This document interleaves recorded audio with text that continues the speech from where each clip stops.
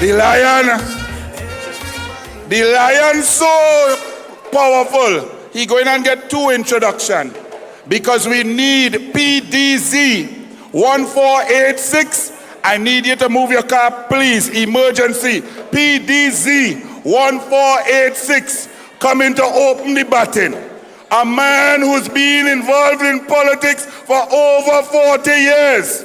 A man who believes in labor, believes in the downtrodden, who works hard to provide housing and opportunities for all people. I bring to you former minister, former leader of government business, the Honorable Roodal Moonilal. Thank you. Thank you very much, Senator Anil Roberts, for that energized welcome. Brothers and sisters assembled here in your thousands at Naparima, give yourselves a round of applause. I want to begin by telling you there are about 3 times as much people outside this hall than inside this hall at this time. Some of us were running late because the coming here is enormous traffic. Not only the cars, but the people on the roads, on the pavement, on the corridors. Enormous people assembled and citizens, supporters. Let us hear a roar for the United National Congress. Political leader, the Honorable Kamla Persad-Bissessar and Dr. Gregory Bissessar, parliamentary colleagues, members of the executive, candidates, officers of our party, supporters of our party, supporters of the PP, supporters of the Oilfield Workers Trade Union and other trade unions in our coalition this evening. I want to recognize all of you and to greet you. Our friends, our family, our activists in the United States, Canada, CARICOM region, North America, and Europe listening to us tonight. We can feel it in our bones. Victory is ours.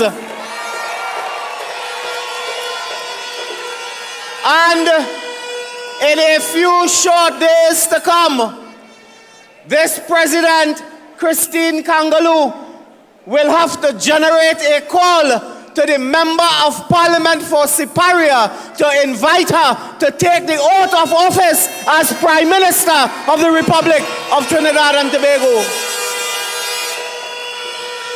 My brothers and sisters, the writing is on the wall. The PNM will fall. The writing is on the wall. The PNM will fall. No amount of election gimmicks and Mama Guy will help them this time. None. You hear Stuart Young, the Prime Minister for a day. He was Prime Minister for a day and dissolved the Parliament. That's the only thing he do, he dissolved the Parliament. Brothers and sisters, after 9.5 years of incompetence, inefficiency, wastage, corruption, they're talking now about creating a Ministry of Efficiency. You ever hear rubbish like that? When we were in office, Kamla Persad-Bissessar, Tim Gopi saying, we built 100 schools. The Ministry of Education was a Ministry of Efficiency. When we were there, Jearlean John, myself, we gave out 100 homes per week. The Ministry of Housing was a Ministry of Efficiency. When we were there, we built 9 police stations. The Ministry of National Security was a Ministry of Efficiency. We built 4 hospitals and started 2 more because the Ministry of Health was a Ministry of Efficiency. We don't need a Ministry of Efficiency. Under a UNC government, every ministry is a Ministry of Efficiency. And we did all of that because we had men and women of competence, men and women of skills and expertise. We didn't have Fitzgerald Hines. You know they moved Fitzgerald Hines, the most incompetent minister this country ever seen. They moved him. They put him in the office of the Prime Minister. I understand his office is a broom closet. And in the closet with him is 2 mop, a broom, and a Clorox. They put him in a broom closet in the office of the Prime Minister. hiding them away from the people. But you must remember 5,000 murders over 9.5 years under Hines, Stuart Young, and Rowley. Don't forget that. Saddam told you recently they took your taxpayers' money. You cannot get insulin in the hospital. They take thousands of dollars to buy FET tickets for a PNM FET. Brothers and sisters, you remember that. Remember that. Today, I want to tell you quickly about a major scandal that has erupted in this country. You know, over the years, Rowley and Stuart Young and so on used to accuse members of the UNC of having gang friends and criminal friends and all them kind of thing. Did you see a headline in the Sunday Express? Look, I have the whole big Express here. Look at here. Secret deals and dirty money. This is a headline in the Sunday Express. This headline, I don't have time to read the article for you, but this speaks to the involvement of a high government official with very notorious, allegedly criminal elements across the continents of Europe, North America, and elsewhere. A minister, an official of government linked to notorious characters in deals. Do you know a few minutes ago, just about 2 hours ago, a minister of government by the name of Adrian Lyons, he is the Minister of Housing. He issued a statement. He said, in case all you're wondering is me. He said, in case all you're wondering is me, I am that person. Minister Lyons was handpicked by Stuart Young. His first job was appointing a cabinet. Stuart Young knew of the alleged involvement between Minister Lyons and others. He knew of that. He was on the National Security Council, and he appointed him Minister of Housing. That speaks of a treasonable level of judgment. His judgment could be, you could accuse his judgment of treason. That Stuart Young, in 24 hours, he was Prime Minister with the Parliament. He appointed a man who he knew there were serious allegations. I cast no aspersions on Minister Lyons. I don't know. Left or right, I don't know. But I know what I read, and I read what he said. And he said, it is me. I formed a partnership, a deal with an individual who he says he later discovered that law enforcement had identified that person. That speaks to Stuart Young. He has no judgment if he can put persons like this in the cabinet of Trinidad and Tobago. He has none. Camille Robinson-Regis, the Attorney General now, the Attorney General, she knew of it. He was a junior minister. In September 2023, he registered a company to make money. You are Minister of Government. You cannot be involved in any business at all. Your business is the people, the cabinet. You park up your business when you become a minister. You know, Lyons registered a company with a character in England. When he said, well, I do that because I needed an address and I didn't have none. And then he said, 94-year-old grandmother live in England, so you couldn't use grandma address. You could have used grandma address, she lived there. But he's now trying to tell you he didn't know nothing about that. But Stuart Young knew, Camille knew. She ought to know that her junior minister was in business. Tonight I ask whether Adrian Lyons declared to the Integrity Commission, that company, whether he declared it to the Integrity Commission, and failure to do that is a breach of the Integrity in Public Life Act. Failure to do that. And the Integrity Commission must investigate that matter. And Camille, you are the Attorney General. You knew that. You knew what he was doing. They say she went recently, yesterday or day before, and she pay up she dues, she lawyer dues, Anil. $47,000 plus 10, $57,000. She paid in cash? I don't know. Did she make a withdrawal from Republic Bank to pay the judiciary? Was it in cash? But the lawyers, as Saddam will remind you, and other lawyers, brilliant UNC lawyers here, will tell you that they are entities for the Financial Intelligence Unit, and the law is concerned with what is called source of funds for attorneys at law. So tonight we ask Camille, where you get the money from? You withdraw it from Republic Bank this time again? It wasn't in cash. You pay with the credit card, you pay in cash. How did you pay that? Overnight, $57,000, $57,000, brothers and sisters. And Leon's will not get off the hook. He's the Minister of Housing. You all understand how fascinating this man is?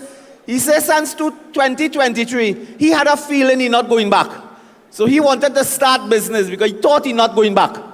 And he registered a company for business. He wanted to get back into construction, engineering, and so on. And then he discovered that the fellow who he registered business, the fellow is a little shaky. He says, see me, I done with that. Throw away that company.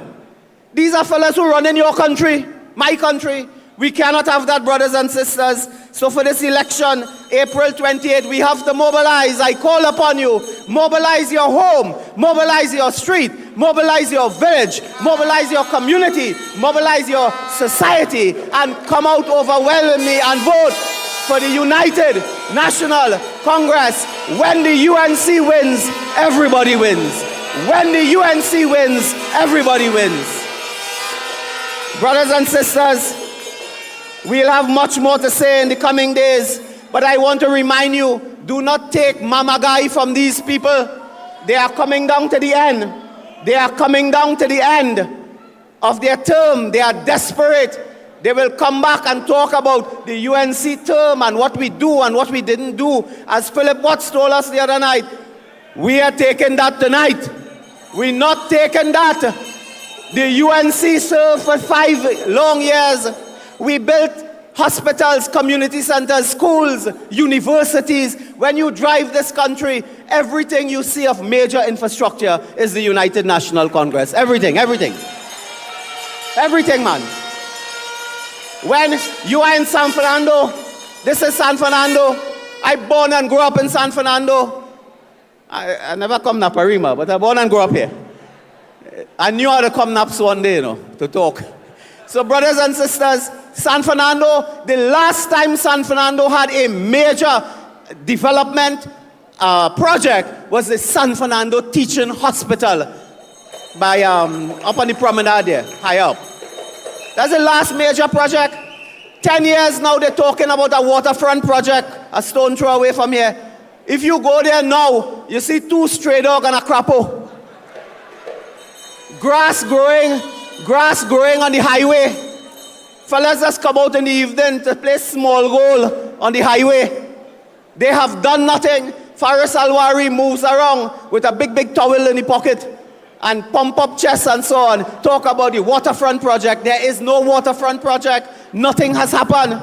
The same fella who's selling bake, a buljol, a fryeg, and Milo, he's still there now and he was there 40 years ago.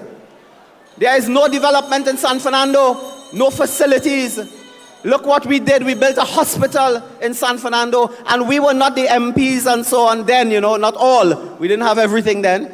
So brothers and sisters, I want you to remember, tell your family, your friends, when the UNC wins, everybody wins. We built sporting facilities. We built it all. Today they are getting desperate. Saddam told you about the Fed tickets. There's another letter circulating, on Plipdeco, in which the chairman of Plipdeco it is alleged, I think is a woman, she's telling people, push projects, do this project, do that project, because we have to make the PNM look good. They are saying the letter is fake, but how we know the letter is fake? They sell PNM ticket, they buy PNM ticket and telling me the letter fake. They are a party group, Plipdeco, and tonight we want to call them out. Their time is limited, it's coming to an end, and they must resist the temptation to do the dirty work of the PNM. On that note, I want to remind you, brothers and sisters, that the security infrastructure has also collapsed. The fire services, if you go to Mayaro, we built a brand new fire station there. I don't have a single fire brigade, nothing there, nothing. If you go to Pinal, brand new fire station, not a single working fire appliance. If something happens to people in Mayaro, where the fire truck coming from? Where? It has to come from Arima to go Mayaro. That is the sorry state that we exist today. So brothers and sisters, our message tonight is clear. We must vote for the United National Congress. All candidates of the UNC, all candidates of the People's Empowerment Party, all candidates of the Coalition of Interest. We must vote for them to have an overwhelming victory at the polls. Long live the United National Congress. Long live the people of Trinidad and Tobago. Long live Mrs. Kamla Persad-Bissessar. Thank you and God bless you.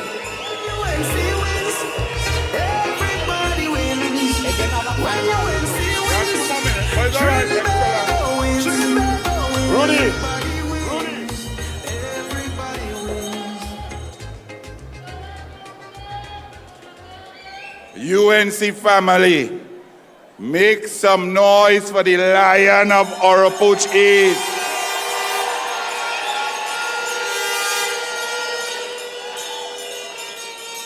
Kamla Persad-Bissessar, the UNC, and the coalition of interests have the PNM so rattled. The PNM bullying PNM, PNM firing PNM, Roodal run off the air because Colm getting bullied, because Small Pen bully Colm, Foster get bullied and lost Gadsby. Everybody bullying and bullying, and then Marvin and Scotland just sitting down laughing and liming together. We do not accept bullying.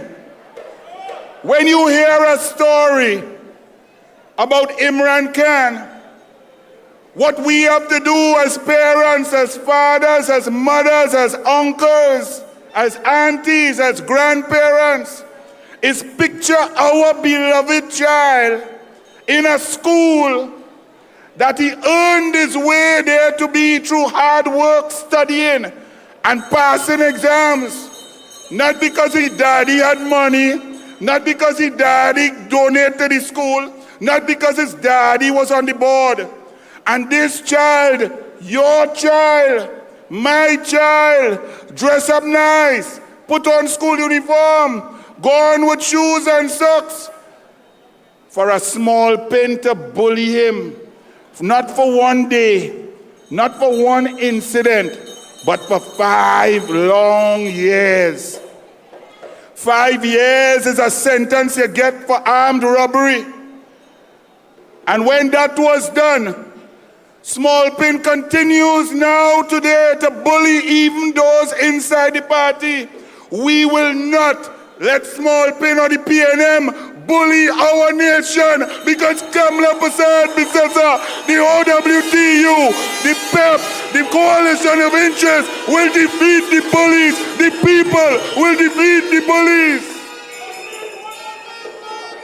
I bring to you now to introduce our first slew of candidates, my co-host, the Honorable Mikey K.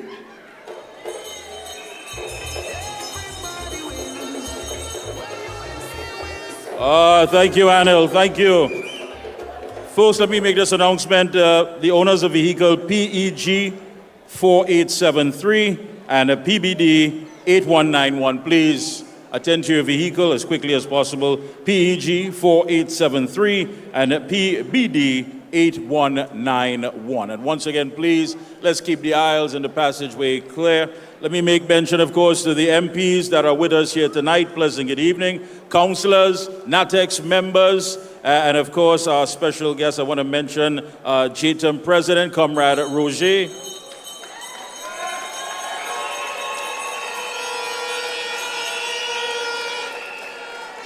Professor Selwyn Kojo.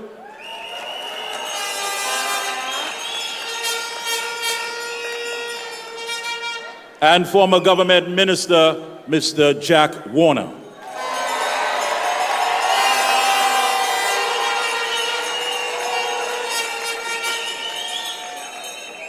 Yes, indeed. Well, folks, let's start with our first candidate this evening. Is anyone here from Barataria, San Juan? Is Barataria, San Juan representing?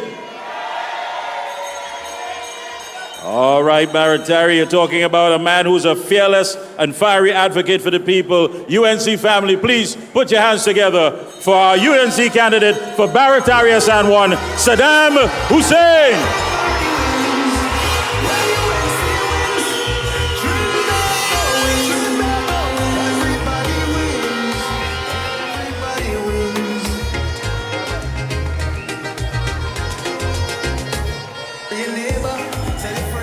Now Let's continue. Anybody representing Chaguanas East? Chaguanas East.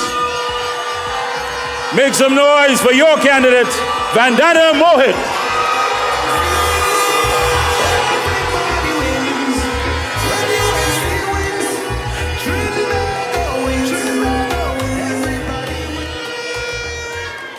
And right here in San Fernando West, are you here?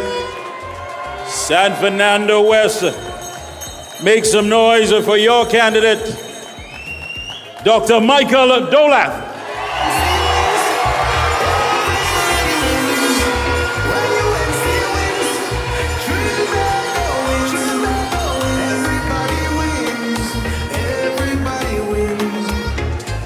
San Fernando East. San Fernando East. Oh, you know this young man. He's popular. Gonna hear some more noise than that. Give it up for the man, John Michael Alibocas.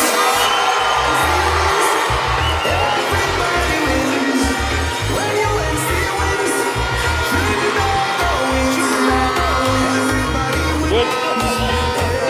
Brother love. Ah, yes. A young lady who was a doctor. She made it clear. She became a doctor to save lives and now a politician to save our blessed country, Trinidad and Tobago. Aruka Lopino, please put your hands together for Dr. Natalie Chaitan Maharaj.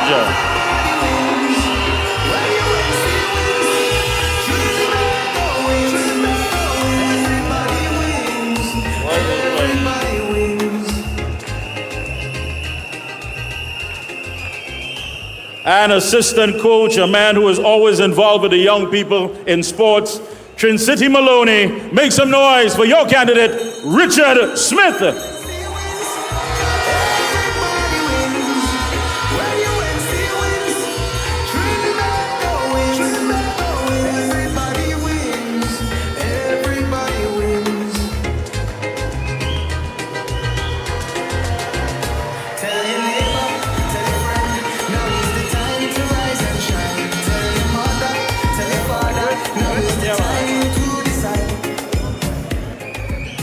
And of course, the man himself, the smooth operator, your candidate for Arangua St. Joseph, attorney at law. Make some noise for Devish Maharaj.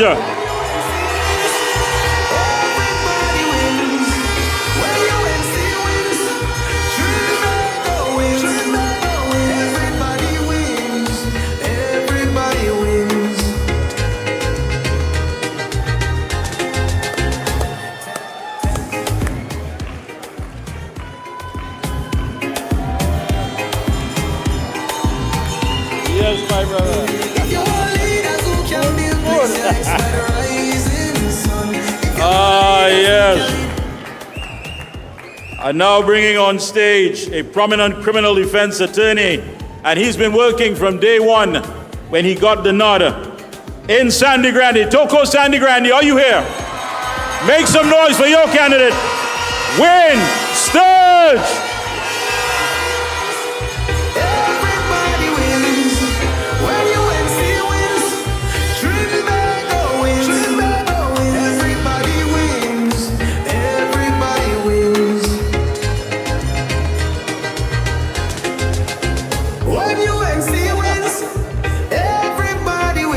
All right, folks, let me hand you back over to my co-host, Senator Anna Roberts. You know the funny thing? I'm listening to some of them P&M campaigning. Small pin, Stuart, small pin start off. Well, now I'm going to reform education. Bolia wasn't in charge 9.5 years. I'm going to bring technology for agriculture. Where you was for 9.5 years while your brother company was getting $5 billion. Oh, he's going to come now to prevent bullying, but you're bullying your whole life. Our next one going up in Kamuto Manzanilla, a P&M, you know, in a red jersey. And he started to say, boy, how they leave the schools, they didn't finish it, it's a disgrace. And how the road bad, and we have no water, and there is a P&M, you know. Oh yeah, help the P&M, vote them out.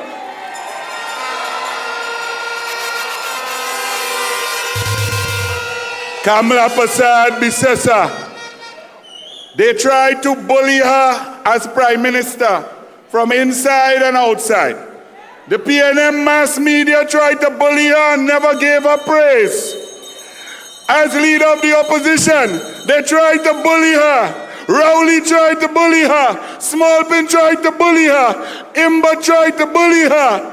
And she stands strong in their face by herself, showing them who is real leader. We stand with Kamla. We stand with our woman. And a strong woman who works harder than any human being. I thought I could work hard because I swimming for this country since 1977, waking up and training at 4:45 a.m., then going to school and training again in the afternoon, plus doing football. But when I meet this lady, I just duck, I just hide sometimes, because this lady don't stop. She believes in her country. She believes in Trinidad and Tobago. She believes in her party. She believes in her leader. And she works for you, the people. Please welcome the Honorable Deputy Political Leader, Jearlean John.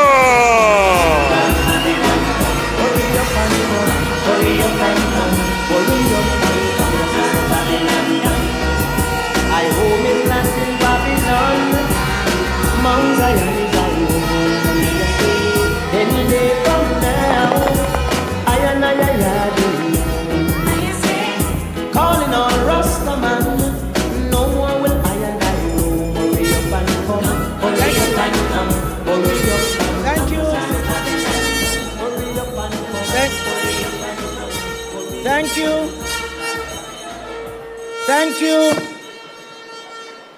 Honorable Political Leader of the Great United National Congress, Mrs. Kamla Persad-Bissessar and Dr. Bissessar. Members of Parliament, Senators, Chairmen, Councillors, our coalition of interest partners, United National Congress candidates, UNC thousands in the building, UNC thousands outside the building. LHT is here. Citizens of Trinidad and Tobago locked on the various media, welcome. Welcome to the biggest, baddest, boldest party in the Caribbean, the United National Congress. Welcome. Cameraman, turn the camera outside and let us see. Let them see what the UNC looks like. UNC, turn to the person next to you and tell them, yellow is the code. Yellow is the code. Look at people. And yet the PNM trolls are busy on social media saying the UNC not ready. UNC, you know we are ready to rumble. Thank you. UNC, you know we are ready to rumble. UNC, are you ready to rumble? UNC, are you ready to win? UNC, are you ready to govern? Yeah, I know you are ready. The PNM had the election date in their back pocket and did not book any ads in the media. Outsmarted themselves by calling the election and the annual ads, and now begging the UNC to give them some space in the papers. The PNM was caught in flagrante delicto. They were caught with their pants down. They were unprepared, and they're just as Vike as how they have run this country for the past 10 years. To be clear, the Honorable Political Leader booked and paid for ads in the media. She paid for ads in the media. We knew, as you knew, as the PNM knew, that an election was coming in 2025. That was not a mystery. It is just plain common sense. And that is how Kamla Persad-Bissessar ran this country, and how she will run this country when she becomes Prime Minister again and is sworn in on the 29th of April, 2025. Kamla Persad-Bissessar is solution-oriented. Long before the evolution of new technology KPP Vision for laptops prepared students for the coming of AI. Long before the global pandemic hit, healthcare was at the forefront to mitigate against deaths and to alleviate the suffering of our people. Dr. Moonilal just spoke about the teaching hospital, that 216-bed teaching hospital that is 5 minutes from here. The base building was constructed by the Manning's administration. Kamla Persad-Bissessar was walking by in that hospital as Prime Minister. She said too many people are sitting in corridors and waiting for health care. She turned to Dr. Moonilal and myself. She said, I want this converted into a hospital. When, Madam Prime Minister? In 18 months. And in 18 months, that hospital bed tower was open. We don't open construction site. We open hospitals, functioning hospitals. That is what we do. Common sense approach. In addition to that, teaching hospital has 40,000 square feet of teaching space downstairs. You know what that is to do? That is to provide training, continuous training for our healthcare professionals. Common sense government. The next step was to convert the existing hospital into a global center of excellence for healthcare. And we were supposed to build a new tower, a new global center of excellence again in terms of a new hospital for the people of San Fernando. And I know after the next election, that will be very high up on the agenda. So be not afraid, be not afraid. After 10 years of the PNM, no new businesses, no new investment, no additional hospital beds, 10 years of your life wasted. Stuart Young was glued and tattooed to Rowley side for 10 years as he sobers, now behave as if he just landed from Mars and he landed on Henry Street. You know, now we from Henry Street. People are vexed when we say, he say from Lal Bihari Trace, but it's what he say. We just repeating what the man said. Suddenly, he has found his roots. Next thing he gonna say, he like Chicken George. He today talks about understanding the struggles of single mothers, like we all didn't see him in the hospital, in the parliament, snaring at our opposition leader when she spoke about giving mothers $500, mothers who are working for under $3,000 a month, $500 per month for 1 year to alleviate their own burden of feeding their child. He said that is populist politics. You see, Stuart Young doesn't know about being hungry. The opposition leader said at the time, she said, I read a newspaper report about the arrest of a poor, desperate mother. She had stolen baby formula in a grocery to feed her hungry child. It broke my heart and haunts me to this day. That is a leader with heart. That is a leader that we need. That is a leader that we want. And that is a leader that we must have. We must have that leader on the 28th of April, 2025. For Young, it is populist politics. He does not understand that the $500 monthly, what it means. He doesn't know what it means for a mother not to eat a meal so her child could eat. He doesn't know what she forgoes so her child could go to school. You see, when he wakes up in the morning, he doesn't hear the baby cry. The sugar pan empty and the milk bottle is dry. Young don't know poverty is hell. He doesn't know. And does he deserve to be our Prime Minister? You see, he comes from a privileged background, and that by itself is not a crime. But his complete disconnect from the people is what troubles me. He admits it. He said, I'm not connecting. So he in turn giving everybody high five. And if you see a poll, Dr. Moonilal might say that he go hug the poll and all. Suddenly Stuart Young giving out hugs all over town. Them black boys no longer criminals. They are no longer criminals. He giving them high five now. He has never known the hardship of single mothers struggling to feed their children, young men trying to escape a life of crime, or families living from paycheck to paycheck. Even the PNM Eric Williams was credited to have said, he said, they tell me to go to John, because John had too much bad John. But when I went to John, all I saw was poor Johns. Eric Williams understood, just as Kamla Persad-Bissessar understands. She knows your pain. She is one of us. She knows. This guy is disconnected. He cannot connect the dots. And just as Martin Luther King said, it is all right to tell a man, lift himself by his own bootstraps, but it's a cruel jest to say to a bootless man that he ought to lift himself by his own bootstrap. UNC, that is why we are the United National Congress, a party of heart, a party of empathy. We help everybody. And we say in the house of the rising sun, there's a room and a space for everybody. Welcome, welcome, welcome. I want to specifically speak to my brothers and sisters, sons and daughters in the audience, and those watching on the various media. Honorable political leader, last week in Brazil, 100 young people came from MOVA. They probably never voted for the UNC. Tonight, the 100 young people from MOVA are here again.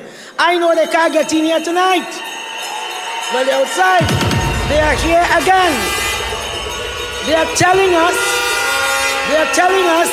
that they refuse to vote the way their mother votes, the way their grandmothers vote, because they know, look at the communities in which they are operating. Look at the infrastructure in these communities. Look at the lack of job opportunities in these communities. Look at the performance of the primary schools in these communities. Look at the performance of secondary schools in these communities. Look at the crime rate. Then ask yourself, why should you vote for the PNM? They do not care about you. They only care about your vote. I agree with Alwari. The glass ceiling is now broken. But it is not only broken for young. It is also broken for all of you PNM. You are free at last. You are free at last. Thank God Almighty. You are free at last to vote for the United National Congress. Vote for progress. Vote for progress. Vote for aspiration. You vote for progress. You vote for progress. You ask yourself, was my life better off under the United National Congress? Did your kids get laptops in school? Did the economy grow? Did you get Forex easily? Did you have access to good paying jobs?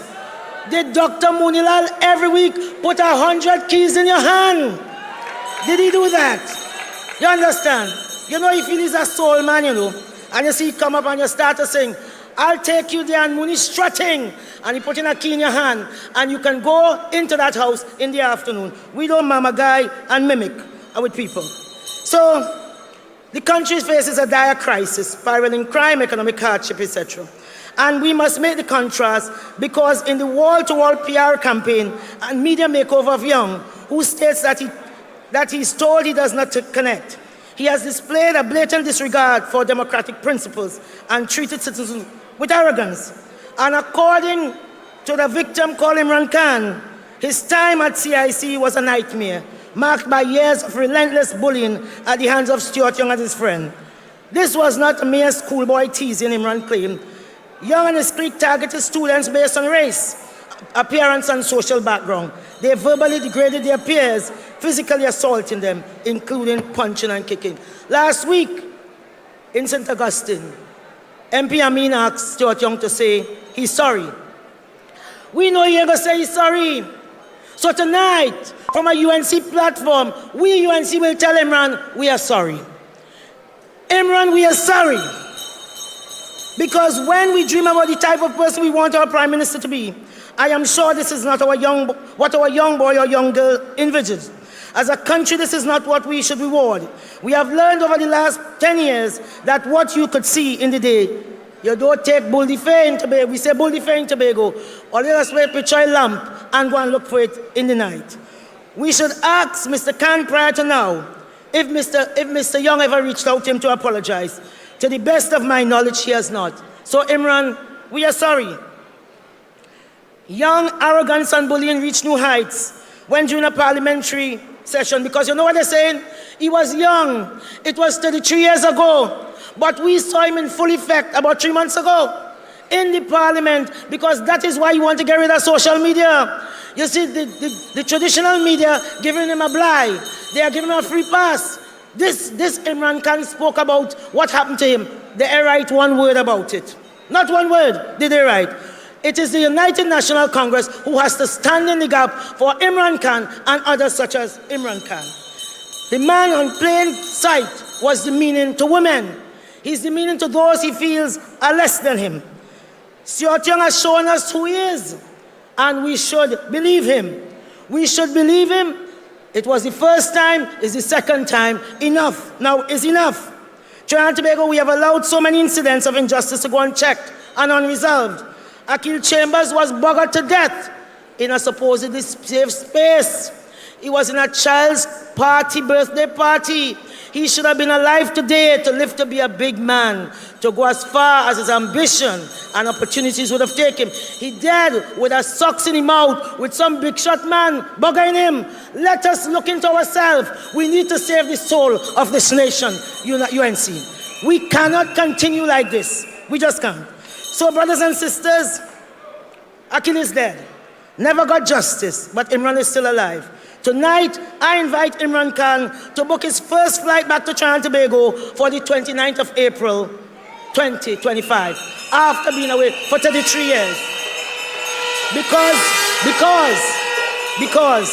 on the 28th of April, Trinidad and Tobago will stand with a trembling, frightened schoolboy. So, brothers and sisters, after 33 years of standing alone, tonight we stand in solidarity with Imran. Tonight we too will bear the intended insult together as multiple Indian pieces of the S word. And when at last he decides to visit, we will welcome him at Piaco with red solo and roti. UNC, Trinidad and Tobago, we will not do PNM's dirty work and ratify a bully. We will not vote to put a bully into office. We will only vote to stop a bully. We are going to stop that bully. UNC, be vigilant and get to it. You know some are actively working against us to secure a win for this destructive PNM government.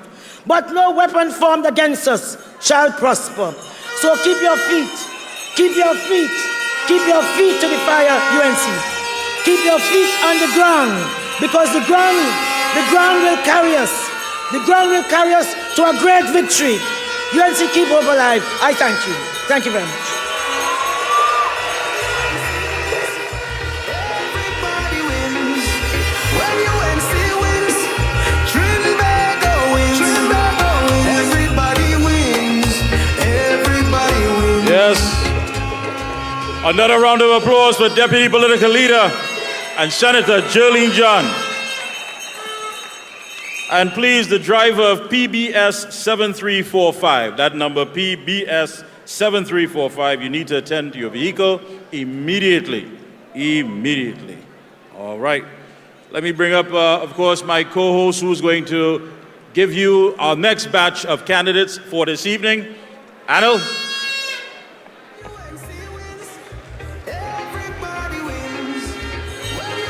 Thank you, my brother. You know there's a serious thing, election is a serious thing. Look, Dr. Tim Gopi Singh there. He spent 35 years getting smarter to be a specialist gynecologist. Yeah, George Bovell to be an Olympic champion. Trained 40 years. Yeah, Brian Lara training from since he's 3 years old till he was 40 to be great. But somehow in politics, you have a set of pop-up people who will sit down in air condition for 10 years, do nothing, don't debate, don't argue, don't study, don't do nothing and come and tell you, vote for them, they want to be prime minister. Let me tell you something, fire burn all of that. It's UNC and the coalition of interest versus PNM. End of story.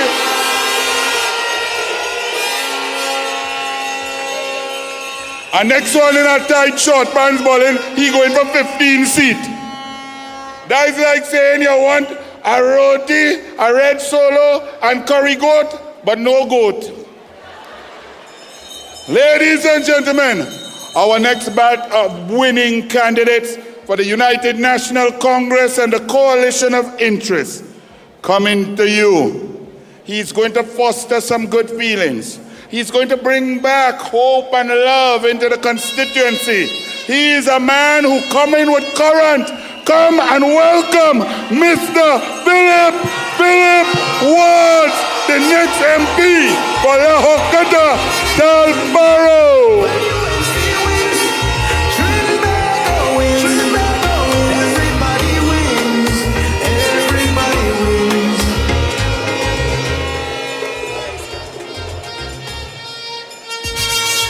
And come in. We never understand this one. My people, the Dogla don't understand this one. I love politics for decades. Since I'm 9 years old, I'm discussing politics. And I don't know why the heart and soul of our energy economy, the heart and soul of our money, the heart and soul of what God bless us with down in the Southland, I don't know why you let us dip all your finger for the evil red, but not this time. In 2025, the heart and soul of the nation, the energy sector is coming to the UNC and the coalition of interest. Robbery, Robbery. Please welcome Mr. Clyde Elder. Everybody wins. When UNC wins, Trinidad wins. Everybody wins. Everybody wins. Tell your neighbor, tell your friend, now is the time to rise and shine. Tell your mother, tell your father, now is the time to decide. They say God is a Trini because we don't get tsunami, we don't get hurricane, we don't get all kind of natural disasters. But we are so sure because we have PNM since 1956, and that's worse than any natural disaster. That is a man-made disaster. And coming to get rid of them from the Southland, a labor man, a man of the people, a man who will fight for you and your children, who will bring the resources to your table for your wages, a man who has joined with the UNC, a powerful individual, a brilliant individual, going to bring Point 14 into the grasp of the UNC and the coalition of interest. Please, please welcome Ernesto Keza.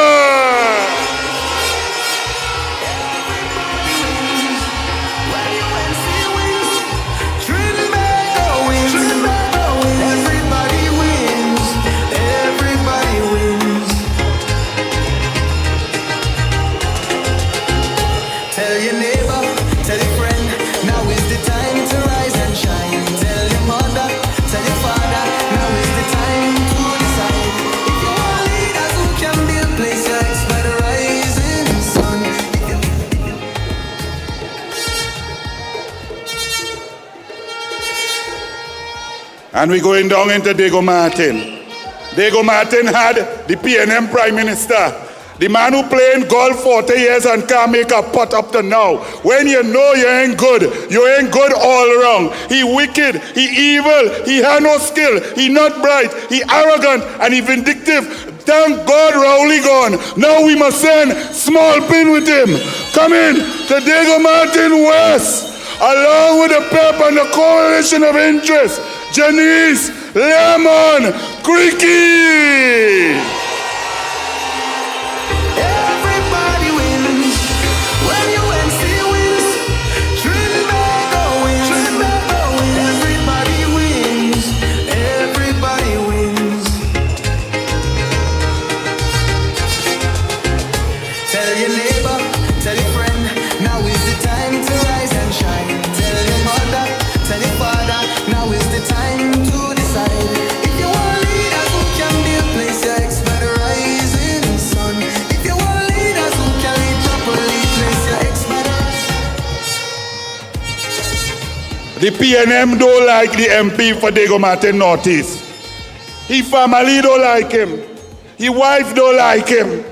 Small Pin don't like him. Roda run because they're fighting him inside the PNM. We must save Trinidad and Tobago from the Dwen. We have to come in to remove the Dwen from Diego Martin Northeast. I bring to you a brilliant educator, an intelligent man, not a man who was Minister of Finance for 9.5 years and now study finance on his way out. I bring to you from the PEP, bringing to the Diego Martin Northeast, Brandon Bud. everybody wins. When UNC wins, Trinidad wins. Everybody wins. Everybody wins.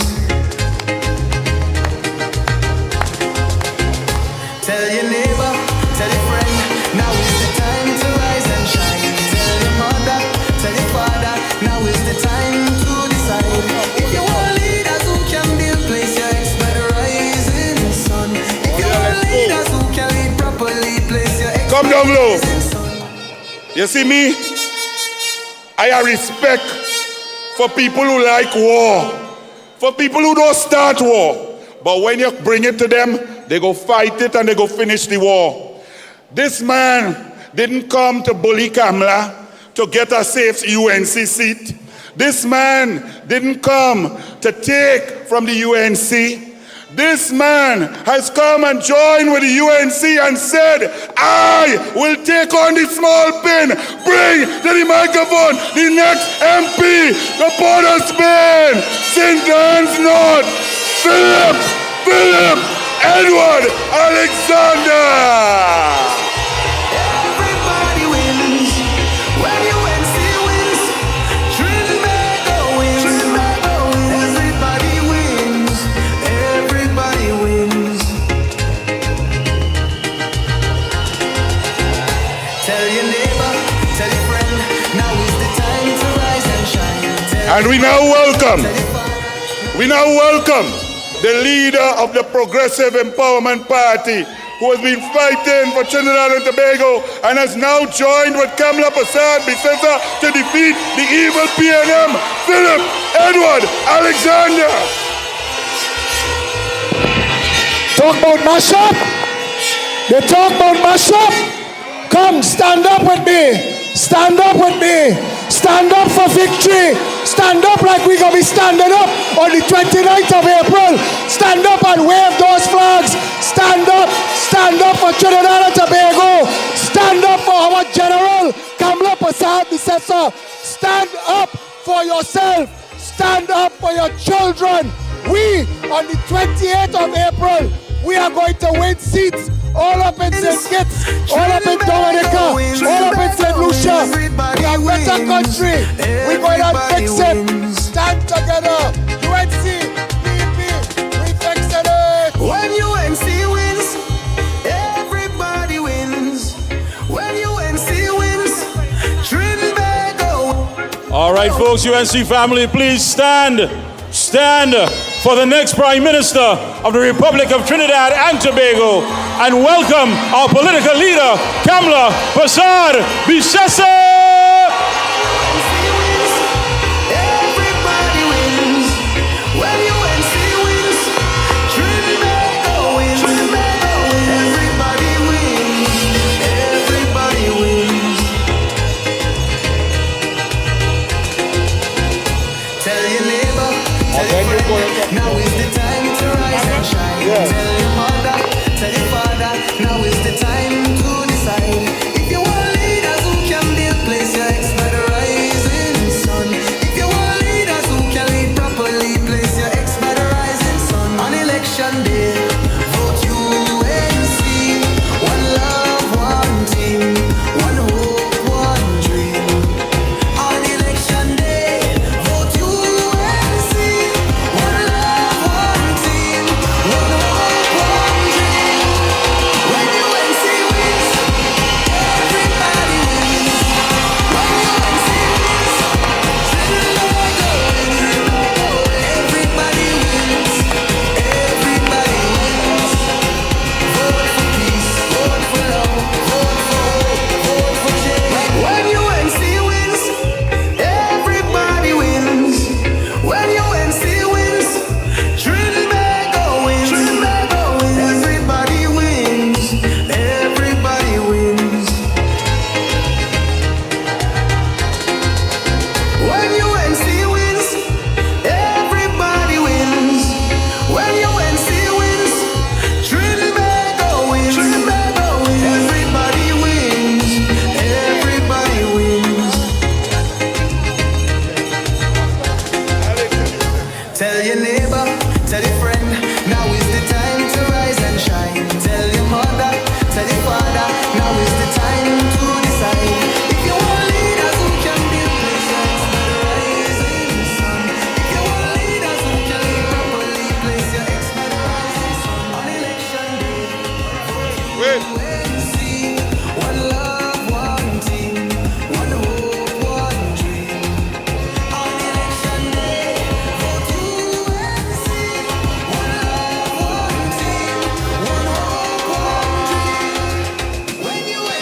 All right, DJ, as the next Prime Minister takes a seat, please allow her to take a seat. We have to keep the program rolling. This crowd inside is huge. Make some noise! And the crowd outside is even bigger, 3 times louder. Outside, make some noise! And as the next Prime Minister takes a seat, I now ask the leader of the Progressive Empowerment Party to bring you 2 minutes of greetings. Phillip Edward Alexander.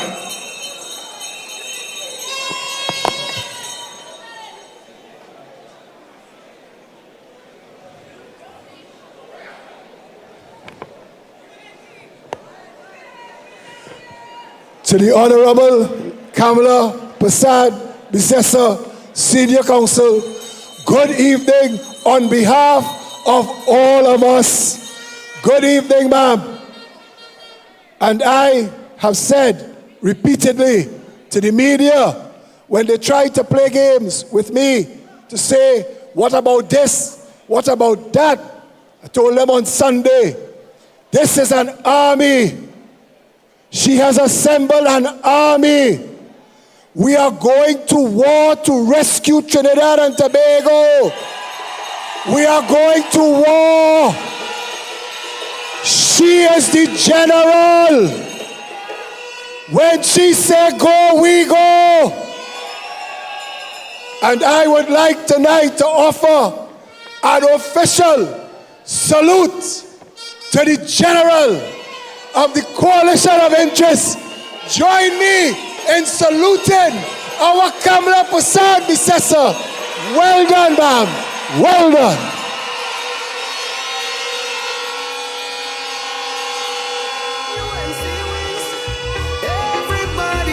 Oh, yes, another round of applause for PEP political leader, Phillip Edward Alexander. Let me say a special good evening once again to our political leader and next Prime Minister of the Republic of Trinidad and Tobago, and Dr. Gregory Bissessar, and everyone present here. Yes, indeed, we've reached to that point. I want you to put your hands together and welcome a man who is very outspoken, a man who can no longer take the, should I say, scant courtesy and disrespect by the man and abuse by the man who walked away. Promises were never kept, and it was never about the interests of the people of Trinidad and Tobago. Please, UNC family, put your hands together and welcome our comrade from the labor force, J-Term President, Comrade Ancil Roget.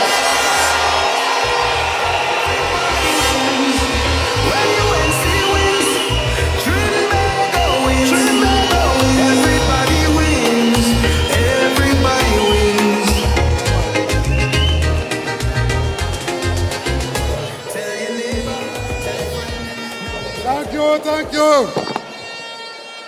Thank you, thank you.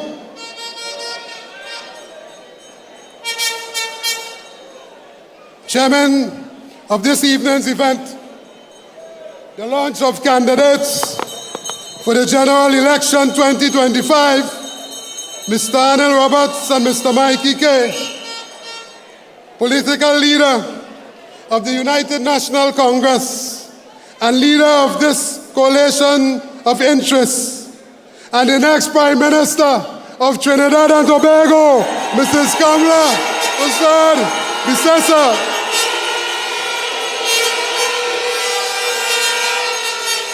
Members of the National Executive of the UNC, other leaders of the coalition of interests, and leaders of the various trade unions, candidates for the 2025 general elections, and special recognition to the 2 candidates that will bring home the Robbery and Point Fortin seat, Ernesto Kiza and Clyde Elder. His Excellency, Mr. Jack Austin Warner, and His Excellency, Professor Selwyn Kojo, sisters and brothers, Comrade all, good evening. This evening I stand here as a proud member of this coalition of interests. But I want to tell you that the trade union movement has an interest to protect and advance, and that interest is the working class interest. Among other things, that interest is also about ensuring a safe work environment for workers and ensuring that they get a fair day's work. For a fair day's work, they get a fair day's pay. We in the trade union movement have an interest to ensure a decent standard of living for all, not just for the workers, but that interest also includes defending the poor, the unemployed, the vulnerable, the masses, and those without a voice in the society. The working class interest is also to ensure that everybody gets an equitable share of our country's resources. And therefore, when we were invited by the honorable leader of the opposition to have meaningful discussions about the workers' issues, we accepted the opportunity to advance the workers' interests. Because to do otherwise would have been irresponsible and reckless of us. But I want to tell you this evening that in advancing the workers' interests, we have been meeting with the UNC for approximately 2 years. Trinidad and Tobago don't know that, but I want to reveal that this evening. We have been meeting with them for over 2 years. And what?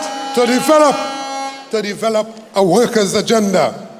But this evening, I also want to tell you, listen carefully, that whilst the political leader of the UNC could have sent her very capable and competent team to meet with us, as political leader and leader of the opposition, she herself led those discussions as a mark of respect for the trade union movement and workers in this country.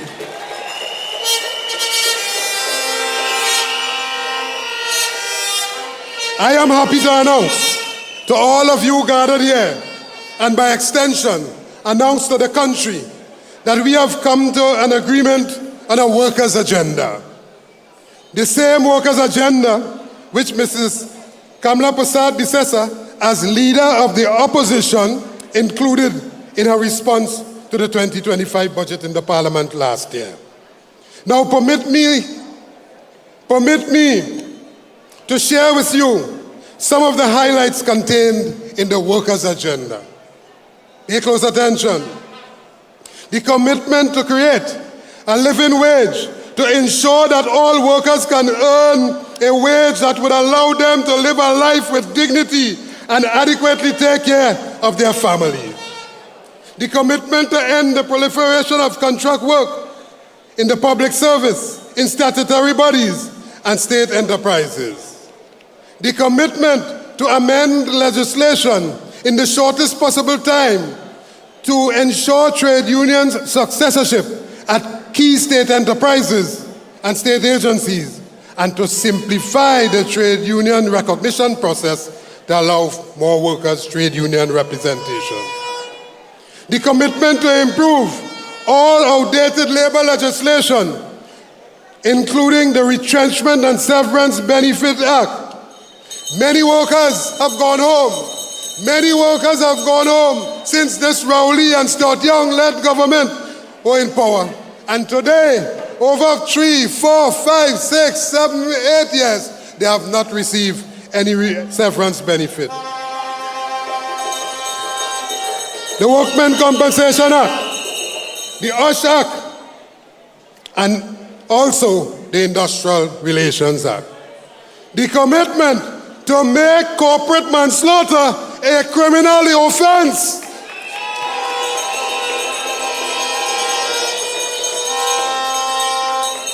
Remember, corporate manslaughter where 4 divers died, and you can't jail the building. Well, when this law changed, You will jail all of those who are responsible for the death of the people, of the workers. The commitment to begin engagement with the respective trade unions aimed at providing a contributory pension plan, note this, for daily rated workers to allow them to live a life of dignity after retirement. Not only Stuart Young and Rowley deserve a good pension, workers deserve a good pension too.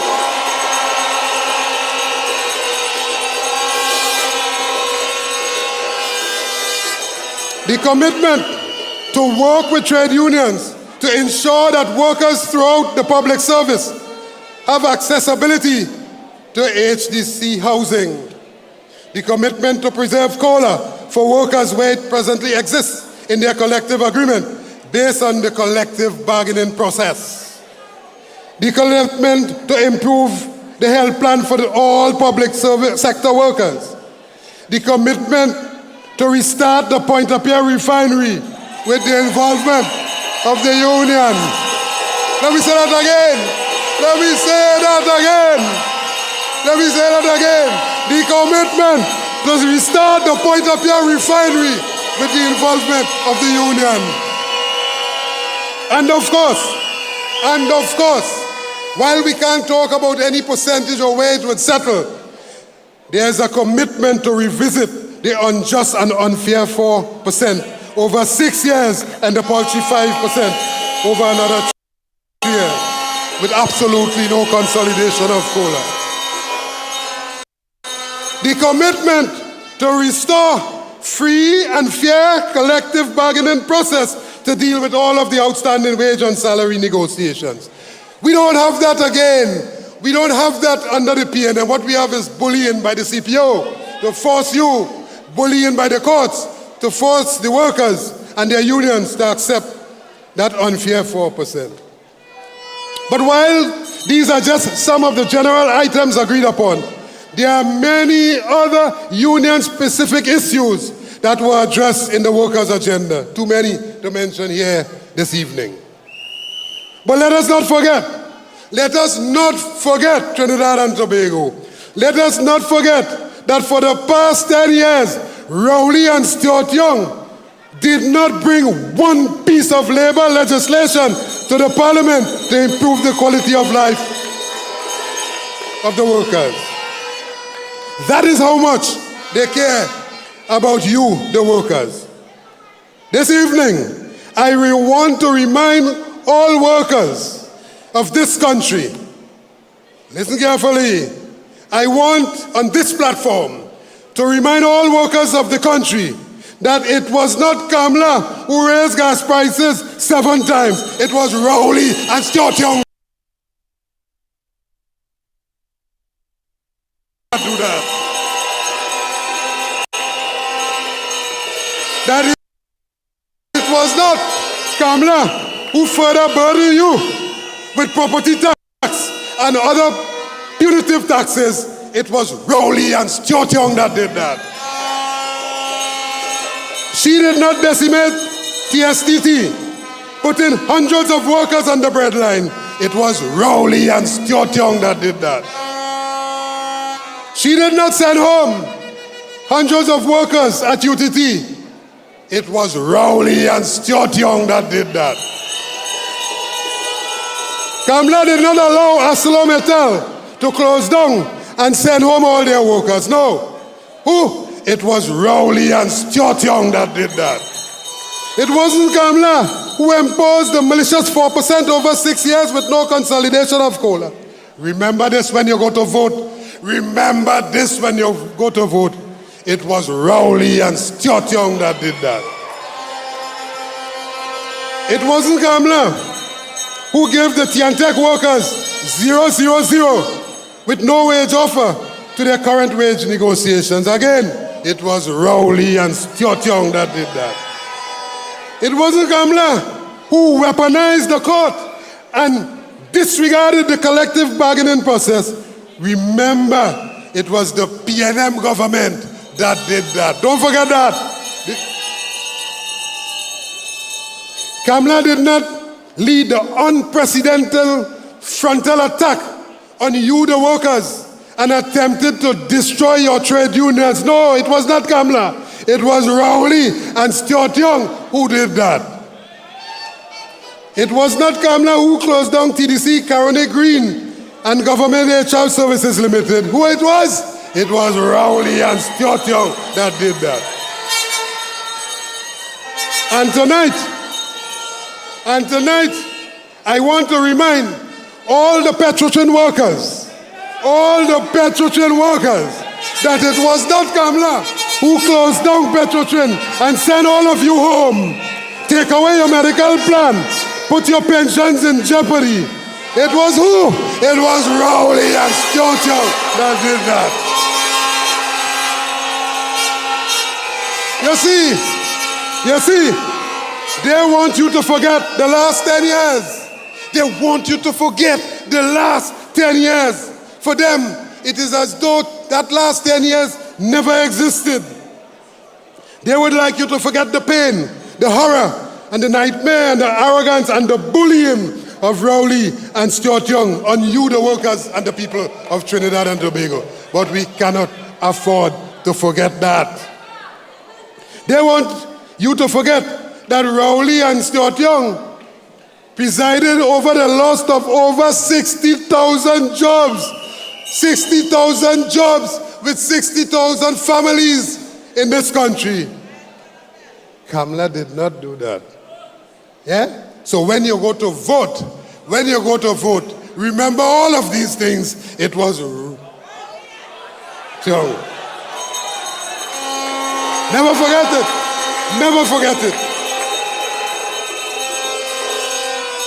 But if you put God out of your thoughts and give them a third term, they will complete the job to fully destroy Trinidad and Tobago. You will not recognize this country when you see it on the map. Do not take God out your thoughts. Imagine, after crashing the economy, right before your eyes, Rowley collected his $1 million back pay, $87,000 in pension, and dive out, leaving Trinidad and Tobago to sink. We will neither forget nor forgive them for their vicious and frontal attack on you, the workers, and trade unions in this country. And therefore, we are not prepared to sit and wait for the results. We are prepared to help create the results. We are in it. We are in it to win it. And that is why we have put forward two candidates. And that is why we have put forward two candidates, Clyde and Elder, to win the Robbery and the Point 14 seats on Monday, April the 20th.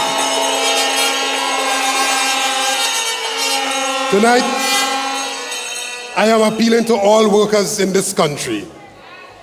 Tonight, I am appealing from this platform, I am appealing to all workers in this country to join with the UNC and the coalition of interest, to join with us in our rescue mission to save our country, to create a better future with many opportunities, not just for you as workers, but for your children and future generations.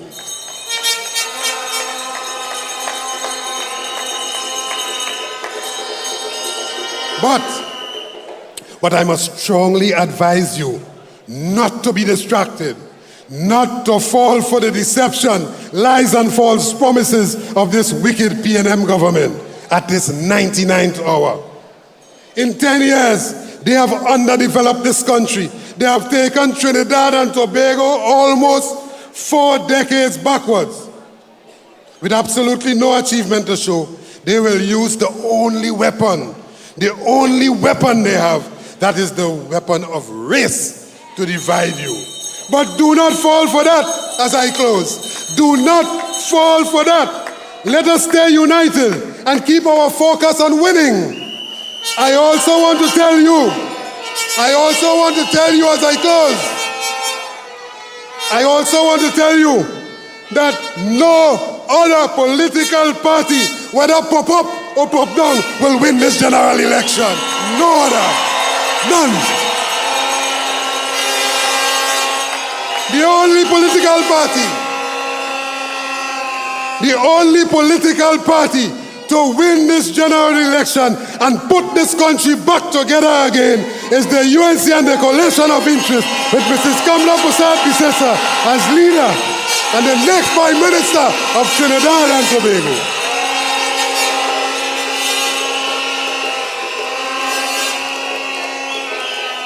So on election day, Monday the 28th of April, as workers, go out in your numbers and vote for yourself, vote for your children, vote for your future, vote for jobs, vote for opportunity, vote for change, vote to ensure that the UNC and its coalition of interest win. Because when the UNC win, all the workers will win. When the UNC win, the people will win. When the UNC win, Trinidad and Tobago will win. When UNC win, everybody wins. I thank you. Everybody wins. When UNC wins, Trinidad wins.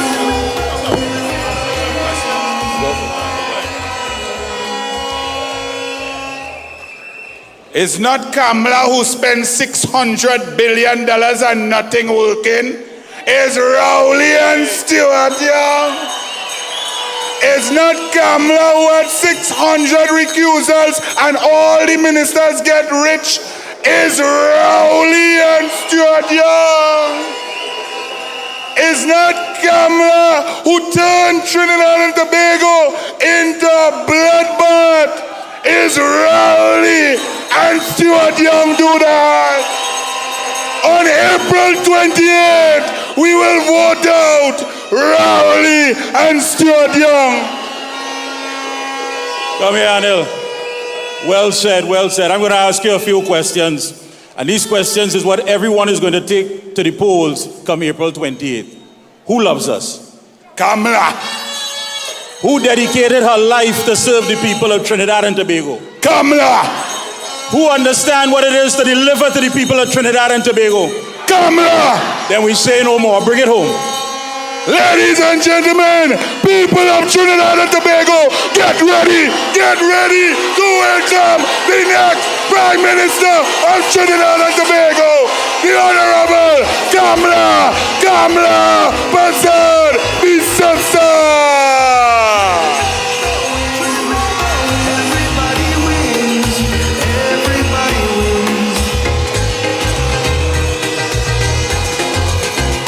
Tell your neighbor, tell your friend, now is the time to rise and shine. Tell your mother, tell your father, now is the time to decide. If you want leaders who can build place your ex by the rising sun. If you want leaders who can lead properly, place your ex by the rising sun. On election day, vote you and see. One love, one team, one way.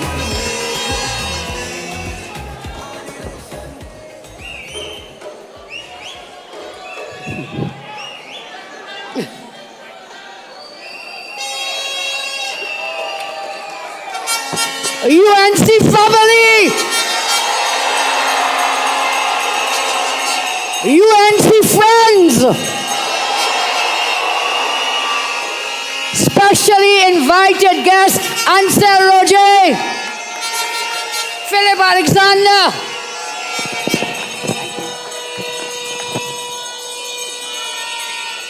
And I must acknowledge with us this evening, our good friend, our partner, Mr. Jack Warner. Please welcome him.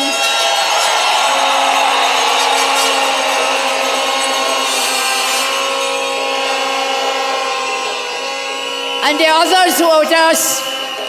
In the interest of time, I will skip all the protocols for the moment, but know that you are loved and you are appreciated, and thank you all for the support that you have given our great party and our friends. So, I start as I usually end. You have had leaders before me. You will have leaders after me. But you will never, ever have a leader who loves you as much as I do.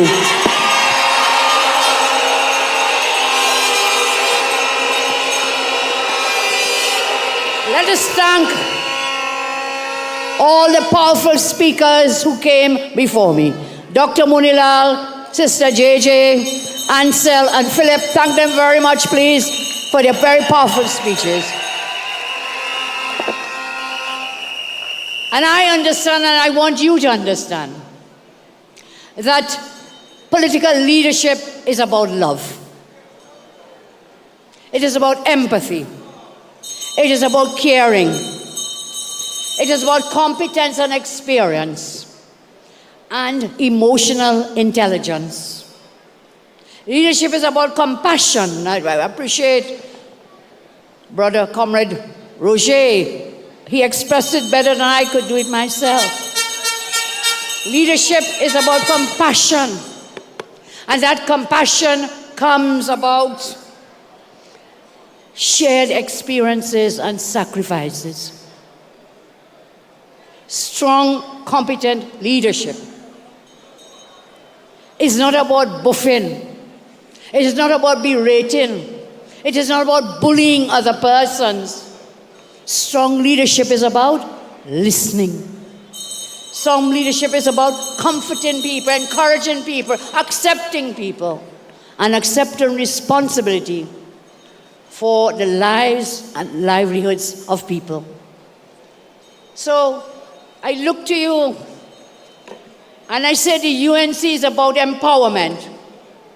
The UNC is about empowerment, to empower you. Empower each and every one of you, everybody. I have the confidence to do as Bob Marley and tell you tonight, get up, stand up, get up, stand up for your rights.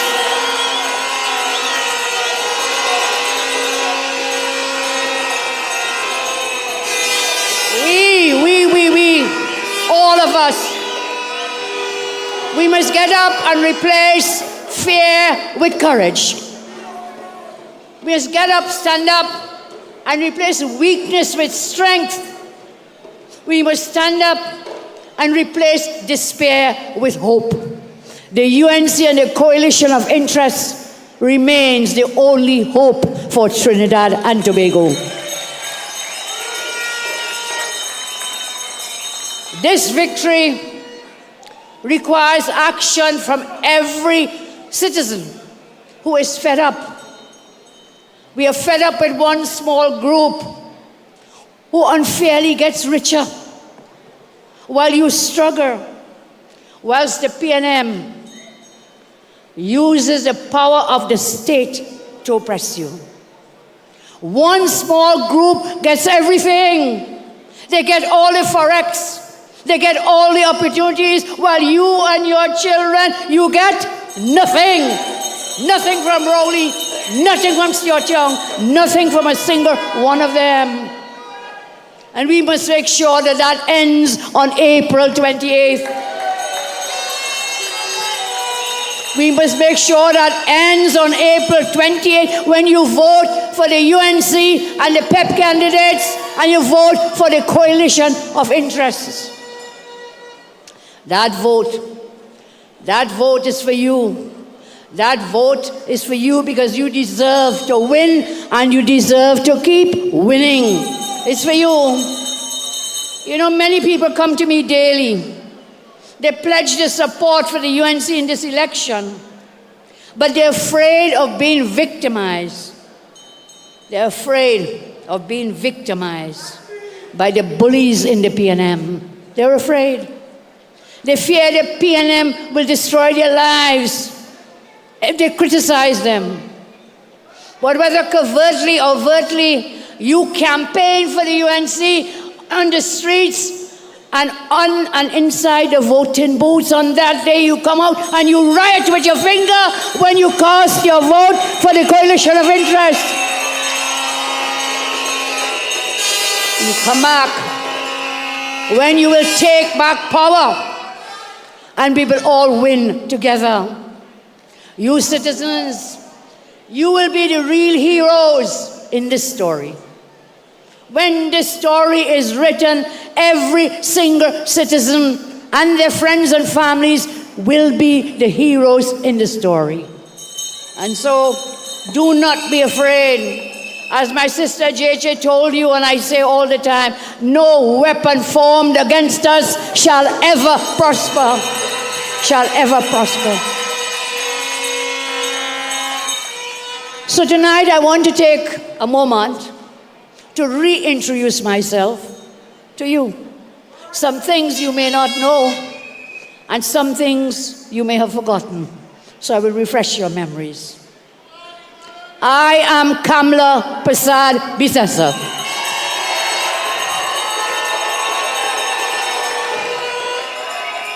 I am the proud daughter of Rita Persad. She was a socially ostracized person coming from the lowest castes and classes. She was a garden worker. She was a housemaid. She was a shop cleaner. She was a roti seller. In fact, when I was going to school, they used to call me Roti Girl. But she made the best roti you could ever taste in all of Superior.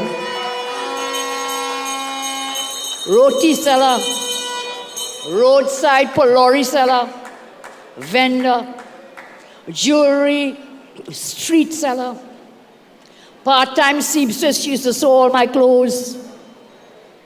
And from her I learned to sew my clothes too. Don't do it much these days because of time. But she was just a seamstress. And she created and molded the first female Attorney General of Trinidad and Tobago.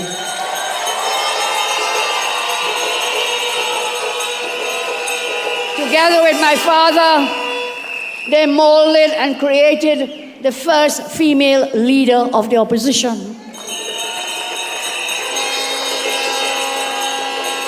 And together, they created the first woman Prime Minister of Trinidad and Tobago.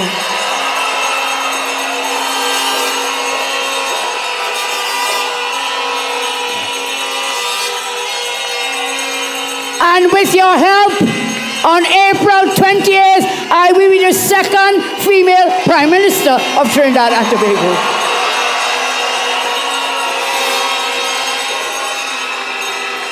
So they could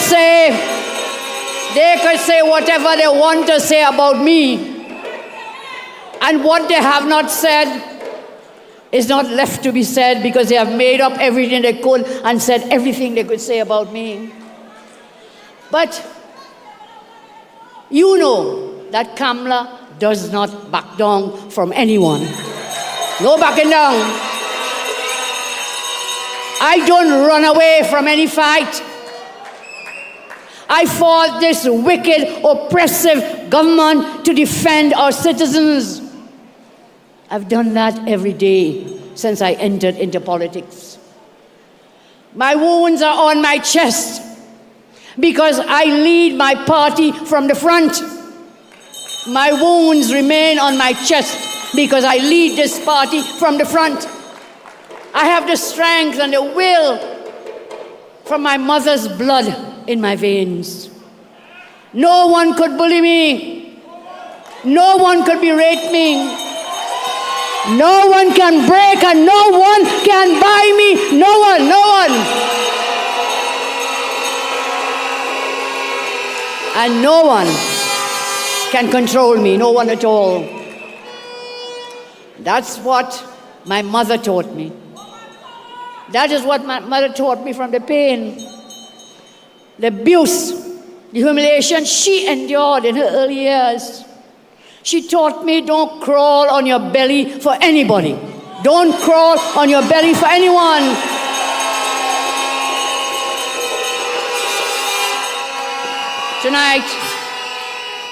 Tonight, I am letting the wicked bully know. All of us will let that bully know, that big bad bully, that the UNC bigger and badder than any one of them.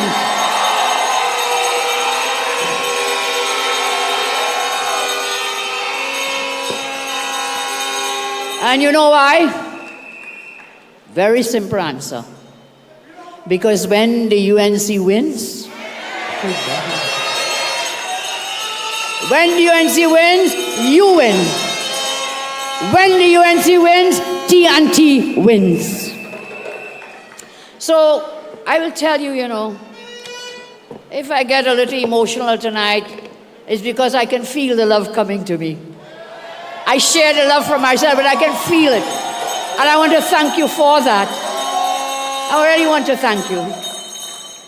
And it is only a leader who has shared life experiences can love you and your children, because we have shared experiences. Only then can a leader truly, truly, truly know and understand your feelings, the pain, the ambitions, and then take decisions in your best interest. Only a leader who has worked as a waitress in England. I left Trinidad when I was 16 years old. I had to help work to pay for my schooling. I worked as a waitress. Michelle, you knew that? I don't think you knew that. You're too young. I worked as a waitress in England to help pay for my schooling. And therefore I can understand the feelings of men and women who work long hours in the fast food outlets, in the casinos, in the restaurants, in stores, and the service industry to pay for their schooling or to take care of their families and their children. I understand that. This is why whenever I go to events, people tell you, Kamla always watching for the people in the kitchen. Kamla looking for the fellas who serving the food. I see the people. They sweep the floors and I know what it is. I see them serving the meals. They pack the chairs, they clear the tables. They clean the washrooms. I see them. I see them.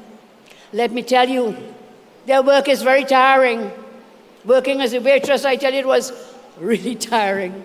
Sometimes you felt like knocking on a customer with a plate. And you have to remain calm. My name is Kamla. Remain calm. Remain calm.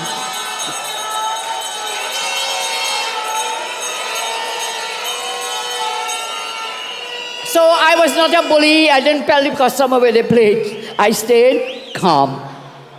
Only a leader who walked the streets with her mother, selling house to house, could understand the hustle and perseverance of street vendors, doubles vendors, delivery sales drivers, or the men selling by the traffic lights. I understand it. My mother got jewelry on consignment, and she used to travel to San Fernando from Siparia. She would walk the streets selling that jewelry to help earn some money to support herself and her family. I remember when I came back to Trinidad, I would go with her house to house in places like Gulfview, Bel Air, all them big shot areas here, Maca and San Fernando. Mr. Dollard would know them. I would go with her. I was then 18 years old in university. And we would go house to house. And I would smile. I believe I have a good smile. So I would smile. And help her to sell, because you had to sell. If you didn't sell, you didn't eat. So I understand the plight of all those vendors out there. Only a leader, I tell you, will understand, because we have shared experiences. I am your leader. And I dragged a dying man who was shot in Jamaica from the middle of the street. I saw this man bleeding. That was outside the university gates. And I picked him up in my vehicle. I had a little yellow, it was yellow even then. I had a little yellow beetle, a wagon, Greg, you remember it? The little yellow, what do you call that? The little ones. Some kind of wagon. Volkswagen, thank you. Thank you, Greg, Volkswagen, little yellow one. And I dragged him, and then I was kind of nashy in them days, you know, little small and so on. And I put him in my little Volkswagen. Up to today, I will never, ever forget the smell of that blood. Never, ever forget it. Because it stained the car, whatever. But the smell of that blood of a man shot. And I drove him to the hospital. Those of you who studied in Jamaica will know. Dr. Bodo will know you studied in Jamaica with us at that time. The university hospital was right in front of the university. So when I picked him up, I took him to the university hospital and helped to save his life. And so I understand when mothers and brothers and sisters and fathers, when we see our children being gunned down, our loved ones gunned down every single day, I understand what horror that must be. I understand your experience because I've experienced it. That day in my car, I will never, ever forget. I will understand it. And I will understand that you don't leave 4 men in a pipe to die. You don't leave 4 men in a pipe to die.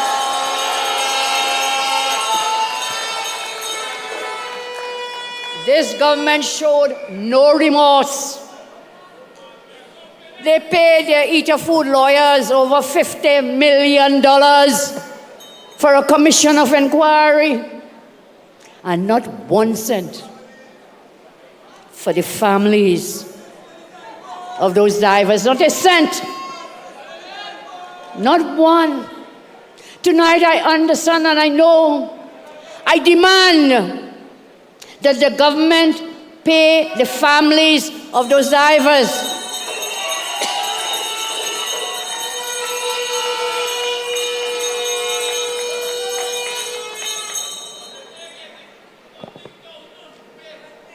You know what? I'll tell you what we'll do. We demand they pay it. I tell you, when we win, that will be one of the first things I will do. That will be one of the first things that I will do.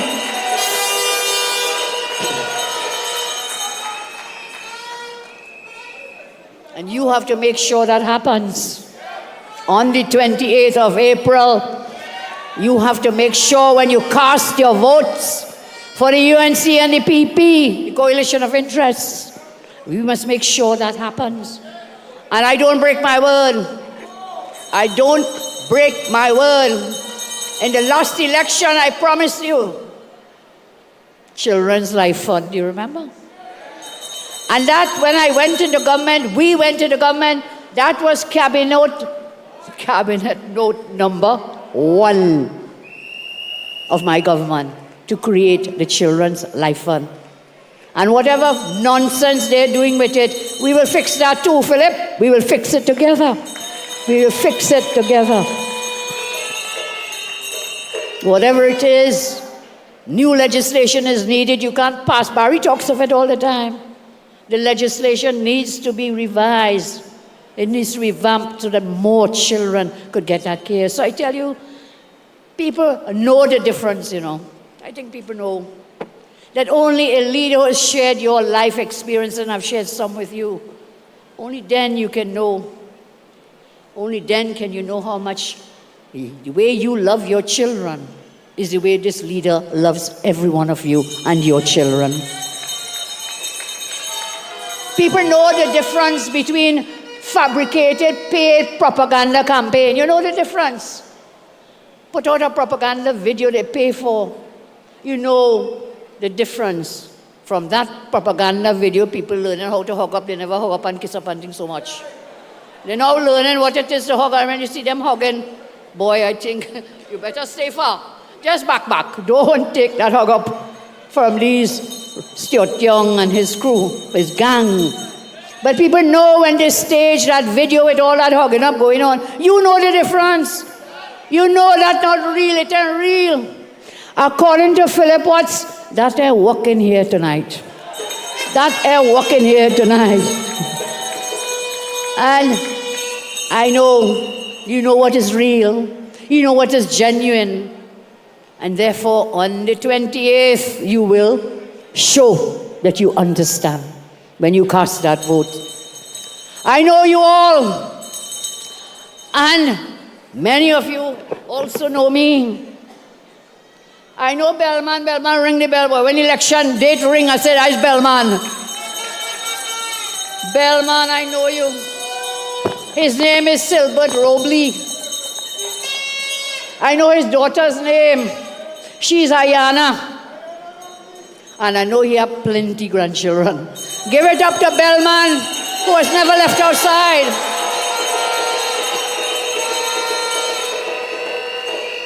I also know Bala. Bala is a man beating the drum at almost every UHC meeting. Give him a round of applause. He lives in St. Madeleine, near the old train line on the M2 Ring Road. I know him. I know Babita from Kumoto Manzanilla. I know her. From Toko Grande. She lost her foot. Babita lost her foot. But she will always send me kind messages, greetings to me all the time. She will send me words of encouragement. I know her too. And this is where you can't fake real. You cannot fake love. And I know so many of you, we meet, we talk, we greet. And I know you tonight. Big up Twiggy, who is here in the audience with us.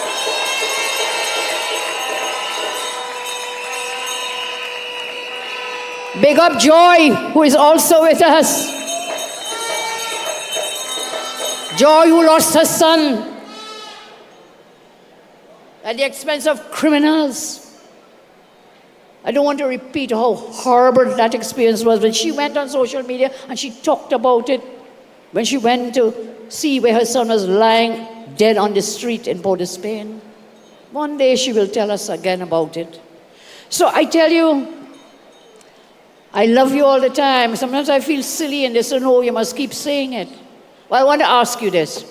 Have you ever heard in all these years, have you ever heard Stuarty or any of those PNM MPs, former MPs, has any one of them ever said they love you? Have you ever heard that? Never. Never, never, never, never, never. If they do not love their own members, you think they could love you? They think they could love your children? They don't love their own members.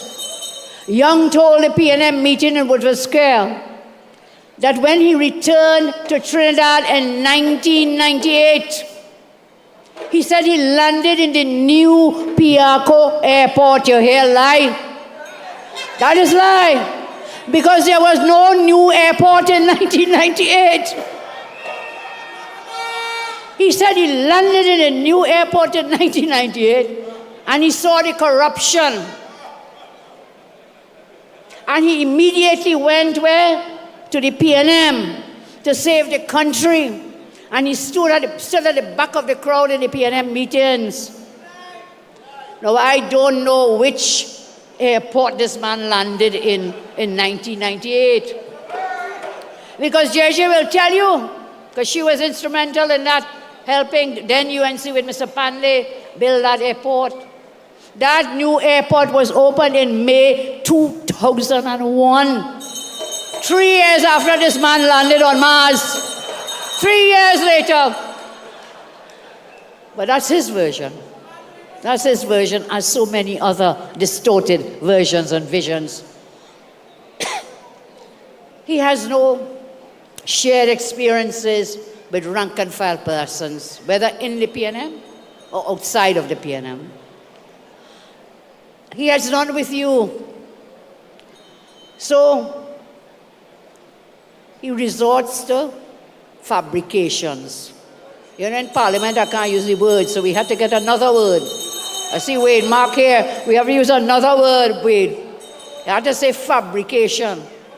But that is old lie. You hear lie? That was a lie. That was a lie. Landed here in 1998.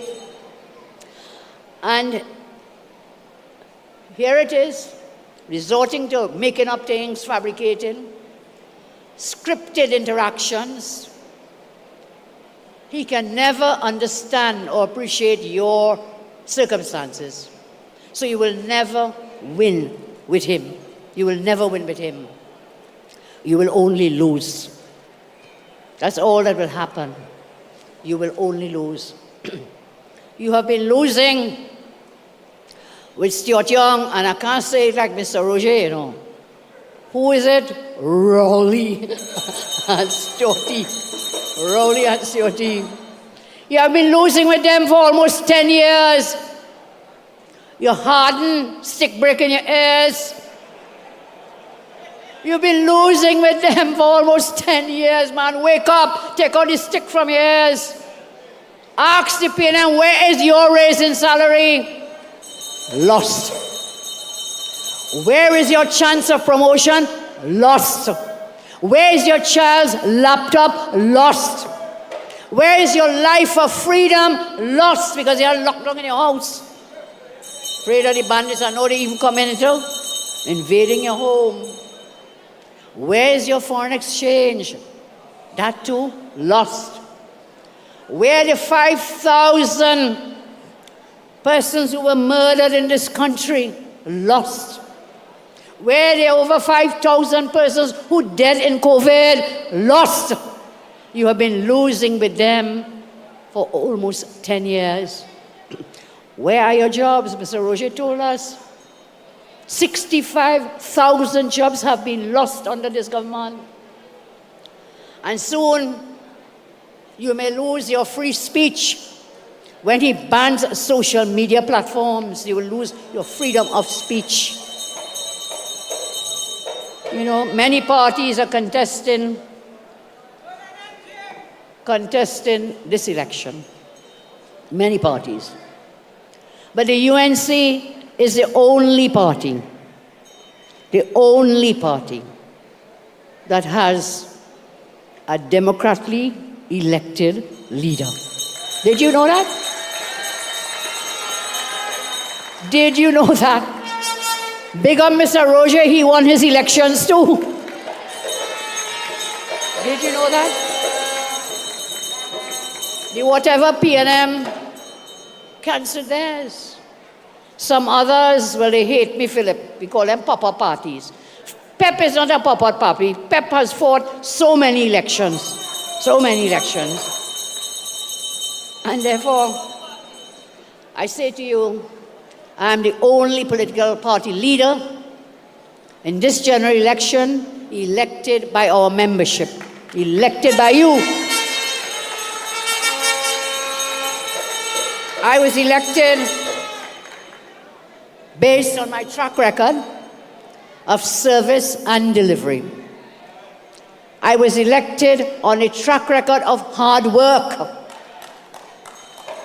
I have never ever betrayed my party or forgotten that I work for you, our membership, and for the citizens of our land. I have never forgotten that.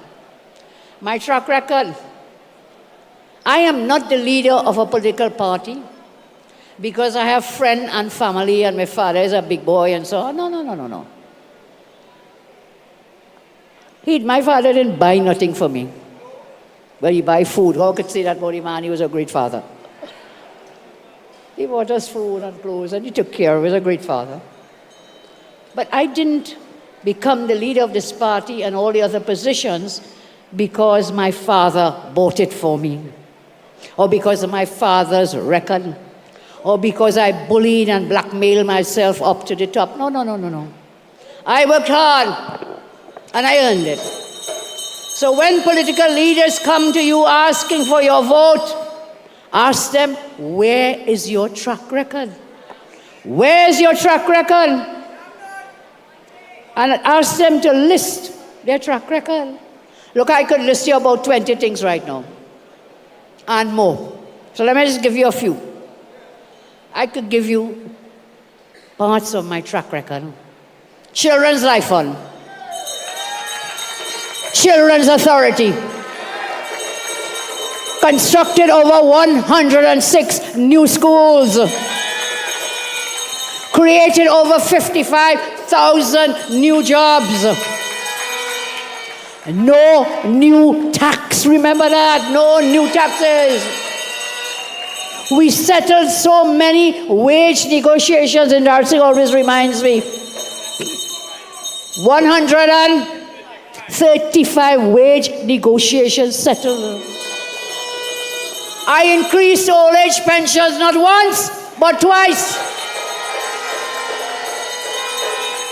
I increased the minimum wage not once, but twice. We built hospitals. We talked about the San Fernando Hospital. We built health centers. We improved health care. Let me remind you, it was this Trini Soparia girl who made sure the hospital in Tobago and Scarborough was completed for the people of Tobago. Me and my government then, they had left that hospital in scrap. And when you put us back there, we will make sure the Port of Spain General Hospital is properly completed.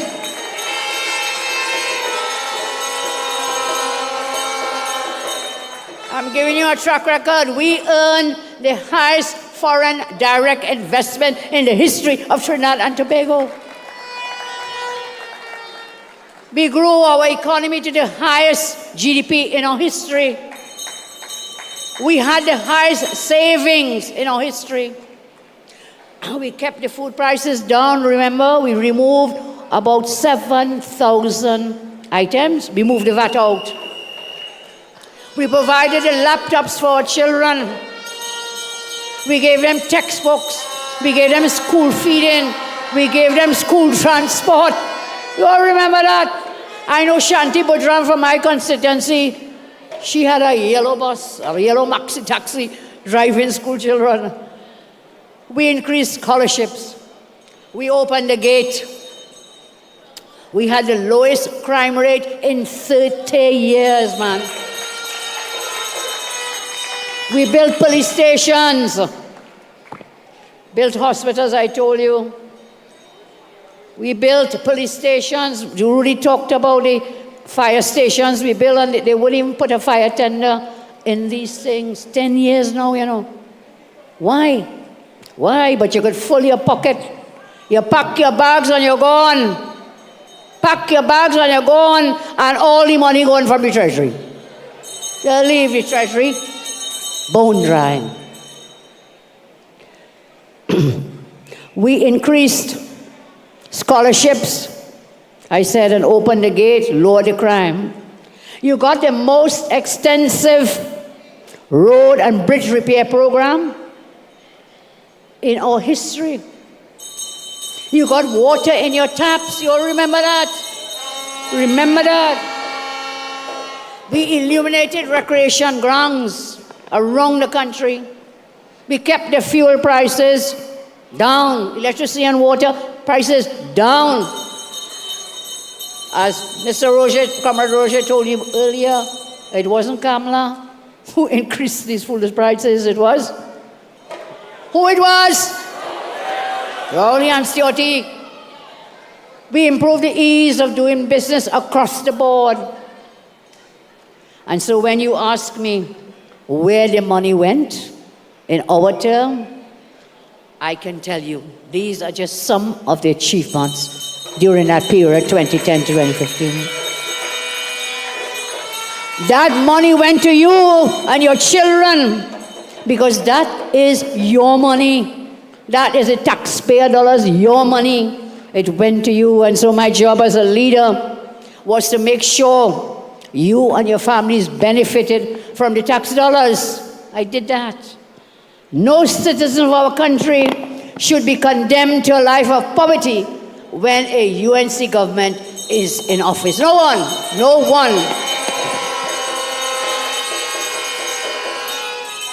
And so you will have a chance to do better and to have opportunities to grow. You must benefit from government spending. When the man buying painting something from whatever and whatever. And remember they had some Calypso boat cruise and the government paying for all that. And when Saddam told you they're paying for red fete, party fete ticket and things, that's your money. You should benefit from that money, not them and their friends and eat food families, not them. You will have a UNC government who will put things in place for you to do better and for your families to do better. You must benefit from government spending. That is your right as a citizen. You must benefit, and the UNC and the coalition of interests will make that happen. You know why? You have been struggling for too long, 10 long years out in the wilderness. Families have been struggling for far too long. Businesses have been struggling for far too long. People have been unemployed for far too long. Workers have been waiting for salary increases for far too long. And it's all because Stuarty and Rowley in government for far too long. We've been there too long.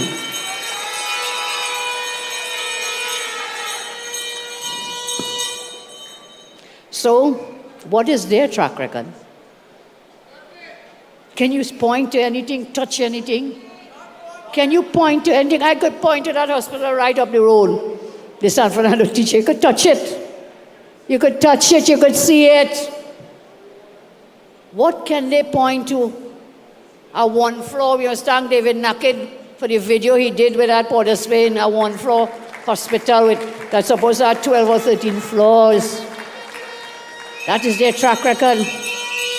So when they come for your vote, ask these leaders to tell you their track record of delivery and what they did to stand up to protect you and your families. They have none, none, none. Their record is only what their daddy gave them. Their record is only favoritism, never hard work. No sacrifice like you make as you do every day. I will tell you this, and I'm not a boastful person. Sometimes they tell me I don't let people know enough. Well, I'll tell you this. Only a leader who graduated at the top of a class in the Hewlett Law School. And I couldn't get a job after because I didn't have father and eat food families. Couldn't get a job. Top of the law school, the Hewlett Law School, you know. I'm very proud. I'll take a bow. I'll take a bow. I didn't know the big boys, Phillip. Didn't know the big boys. Didn't have those connections, little girl from Superior. But I could understand how you feel when you or your child goes to university and they graduate, they study hard, they graduate with a degree, and they come out of the university and they can't get a job. They go to high school for so many years, they come and they can't get a job. But you see others who are not qualified getting jobs because they have the daddies and the mommies in the right places. They have the eater food crew in the right places. And so, I graduated, I say, from law school at the top of the class. No one would hire me because I didn't have the godfather or the godmother to help me. So when I tell you, I worked hard, that is an experience that many of us have to share. Many of us. Almost every one of us has been unfairly treated and lost opportunities that you earned. Went to some lazy person because their daddy and mommy had influence. See, Anil, nodding, so true. You work hard every day, and then poof, poof, someone parachutes into the promotion you earn because their father or mother knows someone. No positive track record, I say. Their track record is zero, zilch, nada, nothing. No positive track record. Ask them for their track record and compare. Compare them to us. Ask yourself who stood up to protect your pensions. Remember that recently. Who stood up? They dropped the bill in Parliament and they feel we were sleeping. But only one man I know. Well, more than one, but we know one. The Rasta himself. The Rasta man always sleeping in the parliament. I picked up that bill and I broadcast it to you all. You know they still have that bill on the order paper. When was that? You all remember, Vanana? December. That was your Christmas present from them. But we bust it, as they say, bust it on the platform. They stayed quiet, but it's still on the order paper. You know why?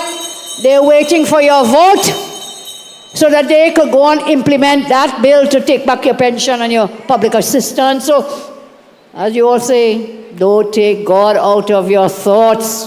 Protect your pension. I stood up to protect your pensions, and I will do so again.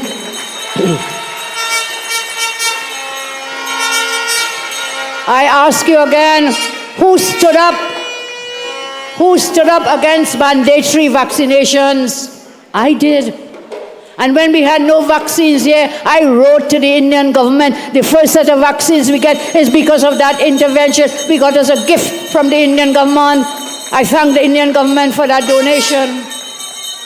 Who stood up against a cashless society? I did, and Phillip did too. We stood up against cashless society. Who stood up against increased water rates, electricity rates? I did, we did. Who was the only leader of a political party who went out to protest against the increasing prices for the fuel? I did, we did. Who stood up against interference in independent institutions? I did, we did. You all remember? We went to the parliament with a motion against the president because that is when Rowley had gone to interfere with the appointment of a commissioner of police. You all remember that? And we went to parliament, but the parliament is headed by people who are PNM people.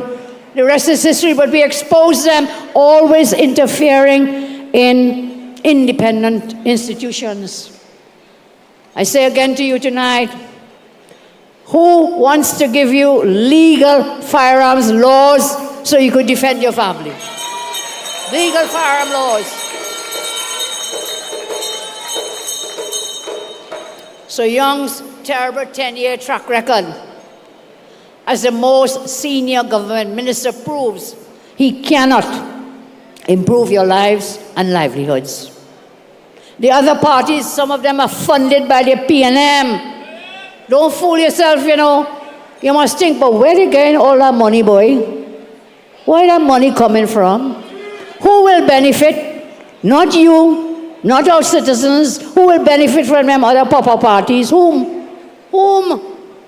It's the PNM. It's the PNM.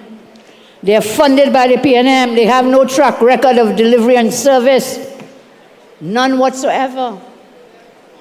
And any vote then for the PNM, any vote for the smaller parties, their financing will be a vote against you, a vote against yourself, a vote against your families. Remember that. It is a vote to lose your pension. It is a vote to get increased taxes from them, increased water rates, electricity rates, food and fuel prices, more traffic tickets, property tax, job cuts, business closures, no foreign exchange, no salary increase. And a cashless society when you vote for these pop-up candidates. It's a vote for all those wicked, destructive things. It is a vote to continue the violent crime crisis. That would be a vote for home invasions and extortion. It is a vote against giving your family a fighting chance against violent criminals. In this election, you only win when the UNC wins. You only win when the UNC wins. When UNC wins, everybody wins. When UNC wins, Trinidad and Tobago wins. And together with our coalition of interest, together we will fix it. Together we will fix Trinidad and Tobago. So tonight, for those who are not here with us in this crowd, and when I came, and I'm told still there are more people outside this hall than there are people inside the hall. Thanks to all of them. So those who are tuned in, listening, watching, I invite you into the UNC home. I invite you into the house of the rising sun. Welcome home, welcome home. You all know your lives were better and your children were safer under our previous government. Come to a home that loves you, that will take care of you, and that will protect you. Come to a home where you can choose your leader democratically. Come to a home where you are the first priority. Come to a home where your children have a brighter future. Come to a home where everybody knows your name. Our UNC campaign slogan, when UNC wins, everybody wins. When UNC wins, retirees will win, and I'll tell you why. Because we will work together with the coalition partners to decrease taxes on your retirement benefits and private pensions. When UNC wins, retirees win.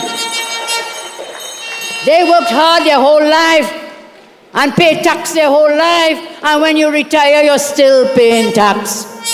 We will work to reduce that tax on your pensions and your retirement benefits. When UNC wins, your mental health wins as well. There has been a proliferation of noise pollution emanated from homes and fetes and bars and clubs, intolerable to the persons living nearby. The UNC and our partners will amend the noise pollution laws to protect your mental health in these noisy residential neighborhoods and businesses. The system of granting bar license, party license will be changed by the UNC to remove, at the moment, the lawyers, the police, the TTPS, they are the complainant in those matters. So you go to complain about the bar next door, plenty noise. I went through some years of that right where I live here in Philippines. The complainant is a police officer and prosecutor in the case. And therefore, they run the case, for all the court case I'm talking about. We will amend that law so that you, the person directly affected, can be the person to prosecute your matter with the help of the police officers. And then you can hire your own lawyers. I'm not making a case for lawyers, but then you can hire your own lawyers against the noise makers to get your peace and your rest in your own home. So when UNC wins, I said, your mental health wins. When UNC wins, businesses will win. Businesses win with lower taxes. They win with investments in port operations, lower security costs, more forex, and a focus on growing micro, small, and medium enterprises.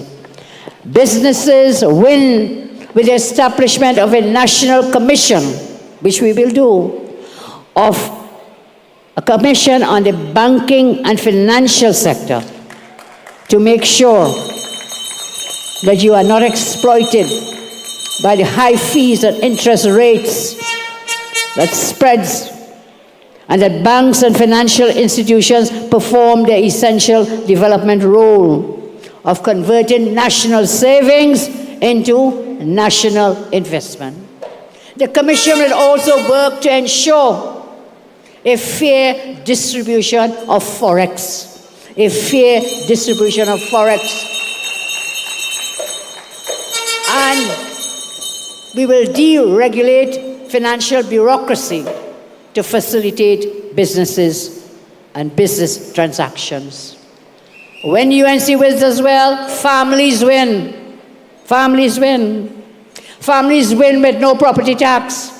Families win with lower food prices. Family wins with no electricity and water increases.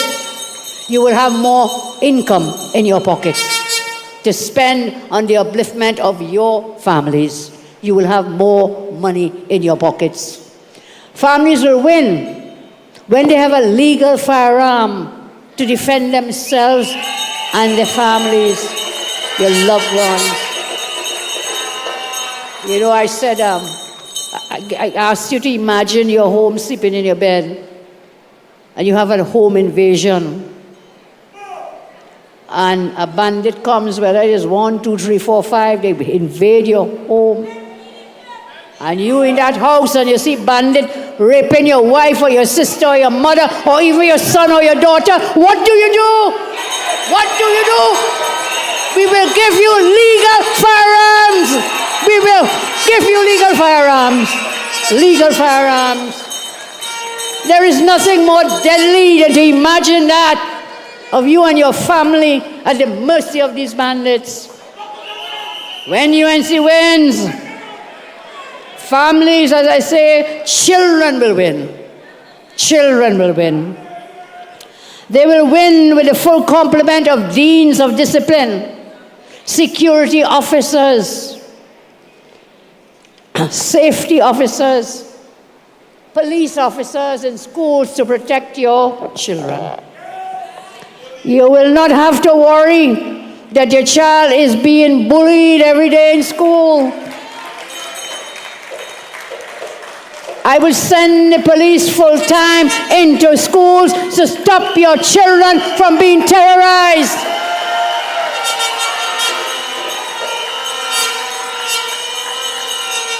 Too many children are going into depression. They live in fear daily. Ms. John and others spoke about then young Imran Khan. When I read what he wrote, we all who have children, even if we don't have children, we have brothers and sisters and smaller ones, you know. That was the most depressing and saddest thing that you could read that happened to a child. We will send the officers to protect your children in a place that should be one of the safest places, the schools. We will work to protect your children. They will win with guidance counselors, social workers, clinical psychologists and doctors looking after our children to stop depression, anxiety, and suicides. We must give that help. Our children will win again with laptops, with textbooks, expanded gate, expanded scholarship program. Our children will win when the UNC wins. When the UNC wins, the senior citizens will also win. Senior citizens will win because their old age pensions, I will make sure to protect their old age pensions. They want to take away those pensions, we will make sure.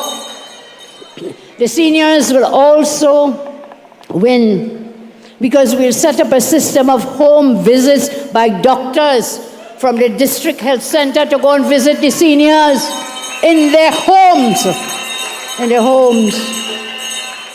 And remember, under my watch, we had opened up all those health centers. Some of them 24/7 extended. We will do that again. We'll reopen those centers. So when you come from work, you can't work 8 to 4 in a health center. People who are always sick, they'll see a doctor when they go home. We will reopen those hours when you can visit. When UNC wins, communities will win too. We will win the communities because we return the community comfort patrols. We will return the community comfort patrols.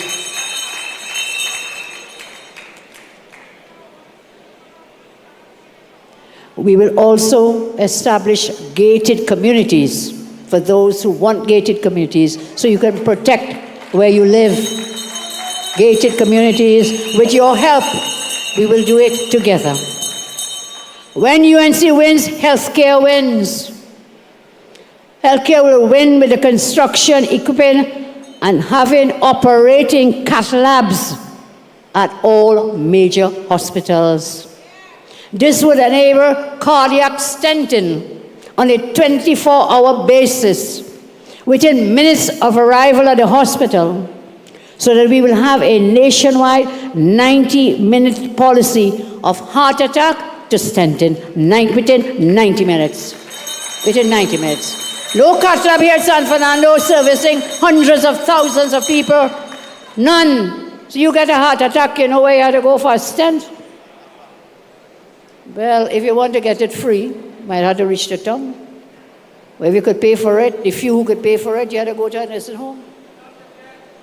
By that time, you're dead. No cath lab. You need the cath labs at the hospitals, the major hospitals. So immediately, within 90 minutes, stenting, from attack to stenting. You will win with health again.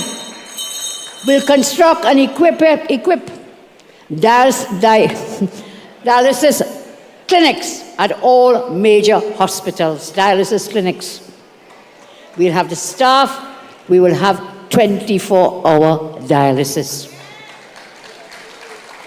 Those of you who have to go for dialysis, you know the pressure you face. You know how long you have to wait. You also know not only how long you have to wait, how many days you have to wait, not just the length, the time. You have the machines, run them 24 hours, man. Day or night, run them. Run them. And the government will only pay for emergency dialysis cases. So government should provide that in all major hospitals.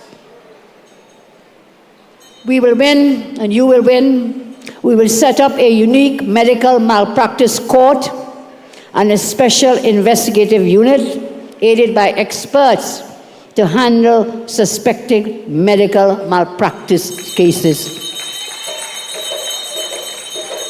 We will also establish a no-fault compensation fund so that affected persons can receive relief even outside the courts from that fund.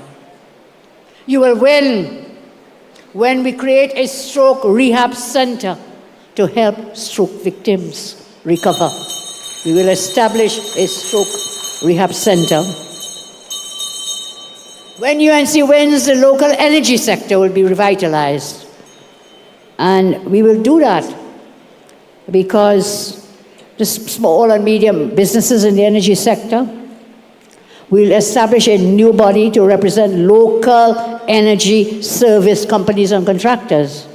And they can then go to that body that we'll establish. They can make representations directly to the Minister of Energy or to the Prime Minister, which will be me, by the way. You can make your complaints and your calls to me directly. You don't have to go through the existing energy chamber, which caters already for them big multinational companies. So the smaller ones. That Phillip just showed me. Do I have my phone, please?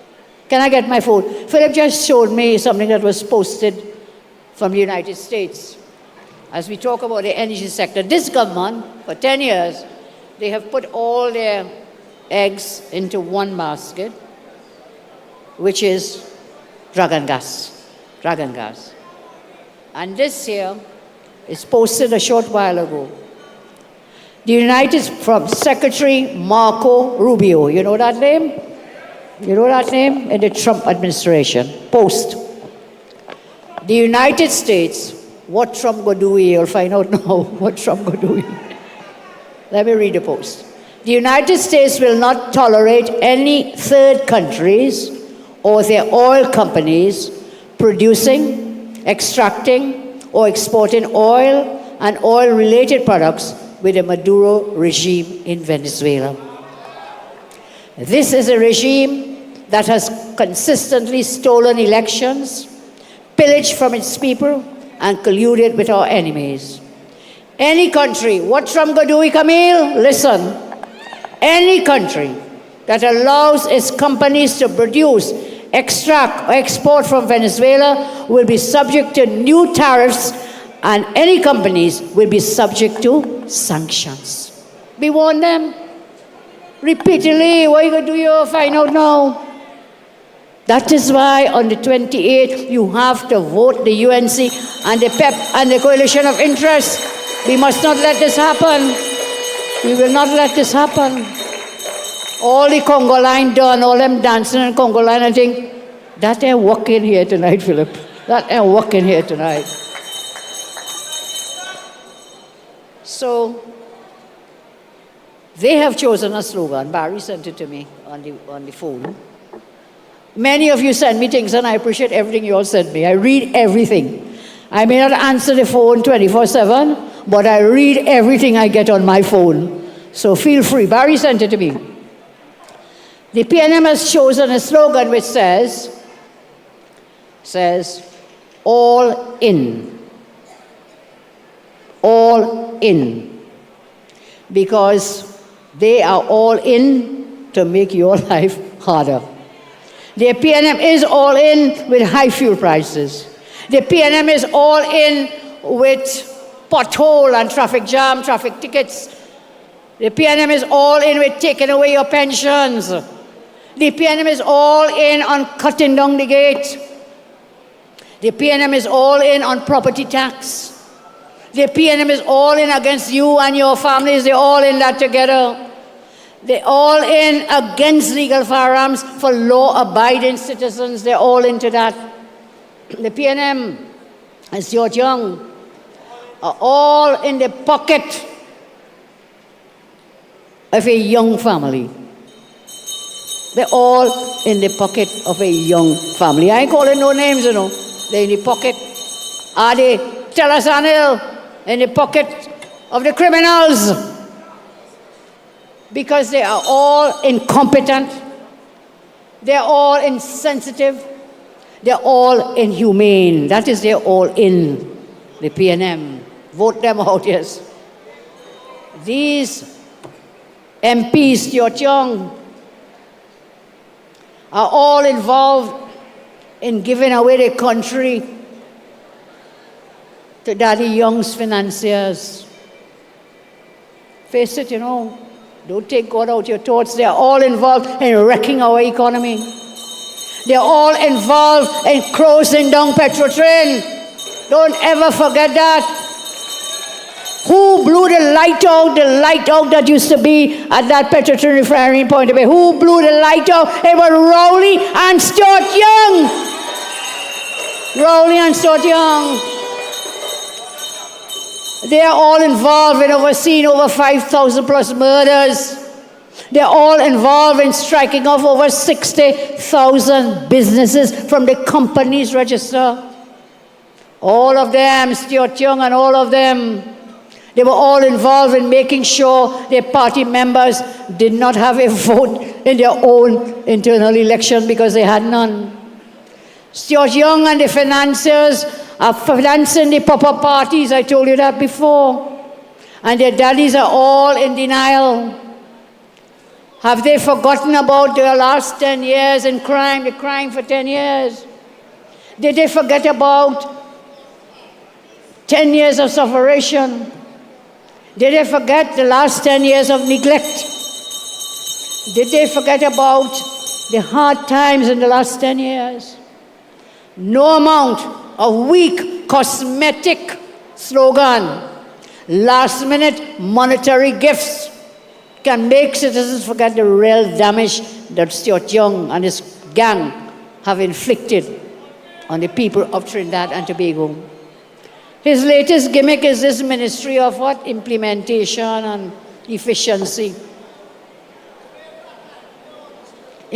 So this is a public admission by Stuart Young that for almost 10 years they had no efficiency.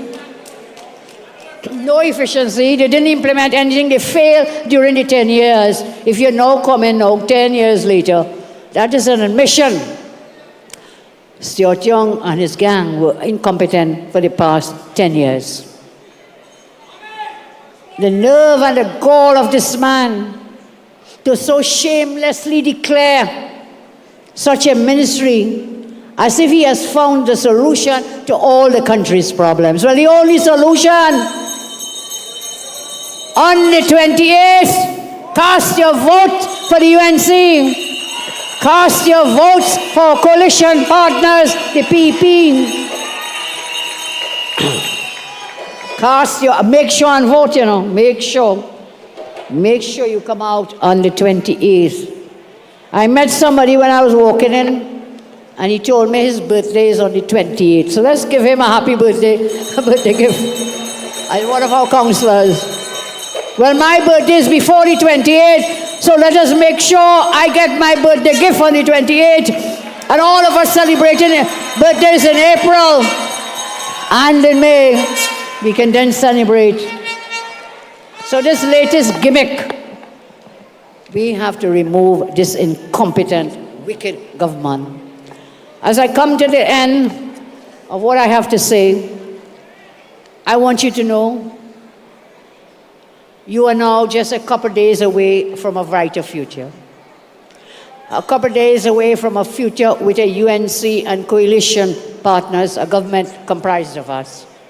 We have been putting out our plans, our policies and programs for months. We plan to work for you so that you win and we all win together. I said we will reintroduce laptop program. And I promise for all of TNT, we will open that Debe UWI campus, man. Why every student from Point 14, Mayero, the whole of the south has to drive up to St. Augustine? Why they have to go and pay rent to stay when they could stay in their homes and go right here, Point 14, Robbery. Point 14 candidate there or Robbery candidate, you can just stay there in your home. And that highway, what Rudy called it, the mosquito crack. We started that highway to Point 14. Let us make sure we will complete the highway to Point 14, so Point 14 and Robbery and others can come up here. We will again take out the VAT on basic food items. We did it once, we can do it again. We'll bring back the baby grant for mothers. We'll stop the PNM's cashless society crap. Nonsense. Cashless society. Don't laugh. We will stop it. Thank you. And we'll roll out other people-centered initiatives to ensure children, parents, families reduce their burdens on their pockets. Young talks about a new chapter, but that new chapter is filled with the same old wicked cabinet members. What's new in Camille Robinson Regis? Same people. What's new in Hines? What's new with Imbud, Rohan, Faris, Diaz Singh, Foster? It's the same old, same old, same old. So what new you're talking about? The only thing new will come for you, Stuarty, is when you get the licking of your life on April 28th.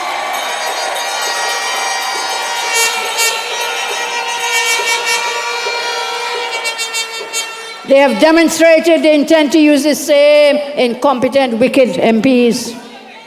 They failed in every portfolio, but you bring them back. Why did Stuart John keep all of Rowley's ministers? Why do you think he kept all of them? Why do you think he kept? Because Rowley and Stuart Young are one and the same. They're two sides of the same coin. They are joined at the hip. Stuart Young is bolted to the chest of Rowley, and Rowley is bolted to the chest of Stuart Young. On the 29th, when we install the new cabinet, our country will see some of the best minds in the world serving in their various portfolios.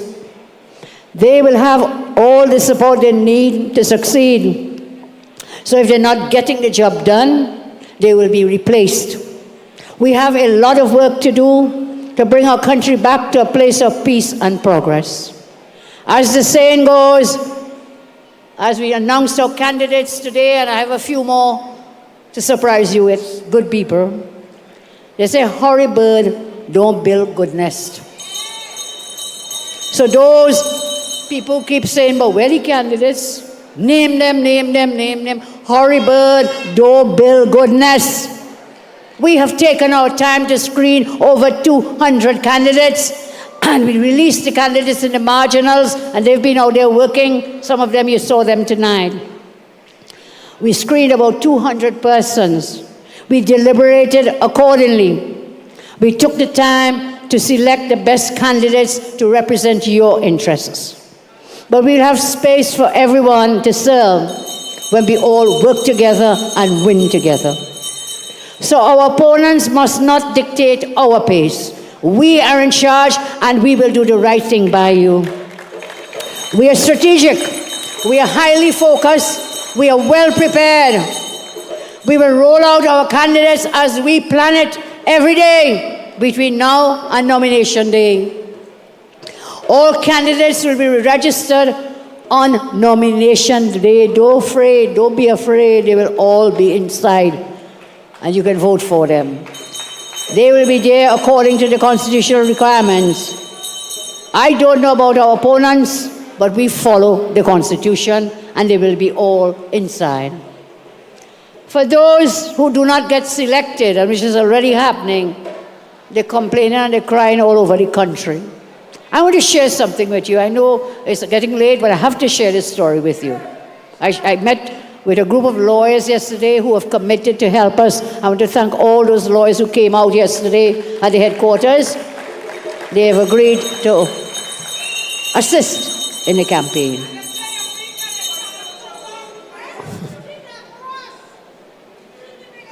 Okay?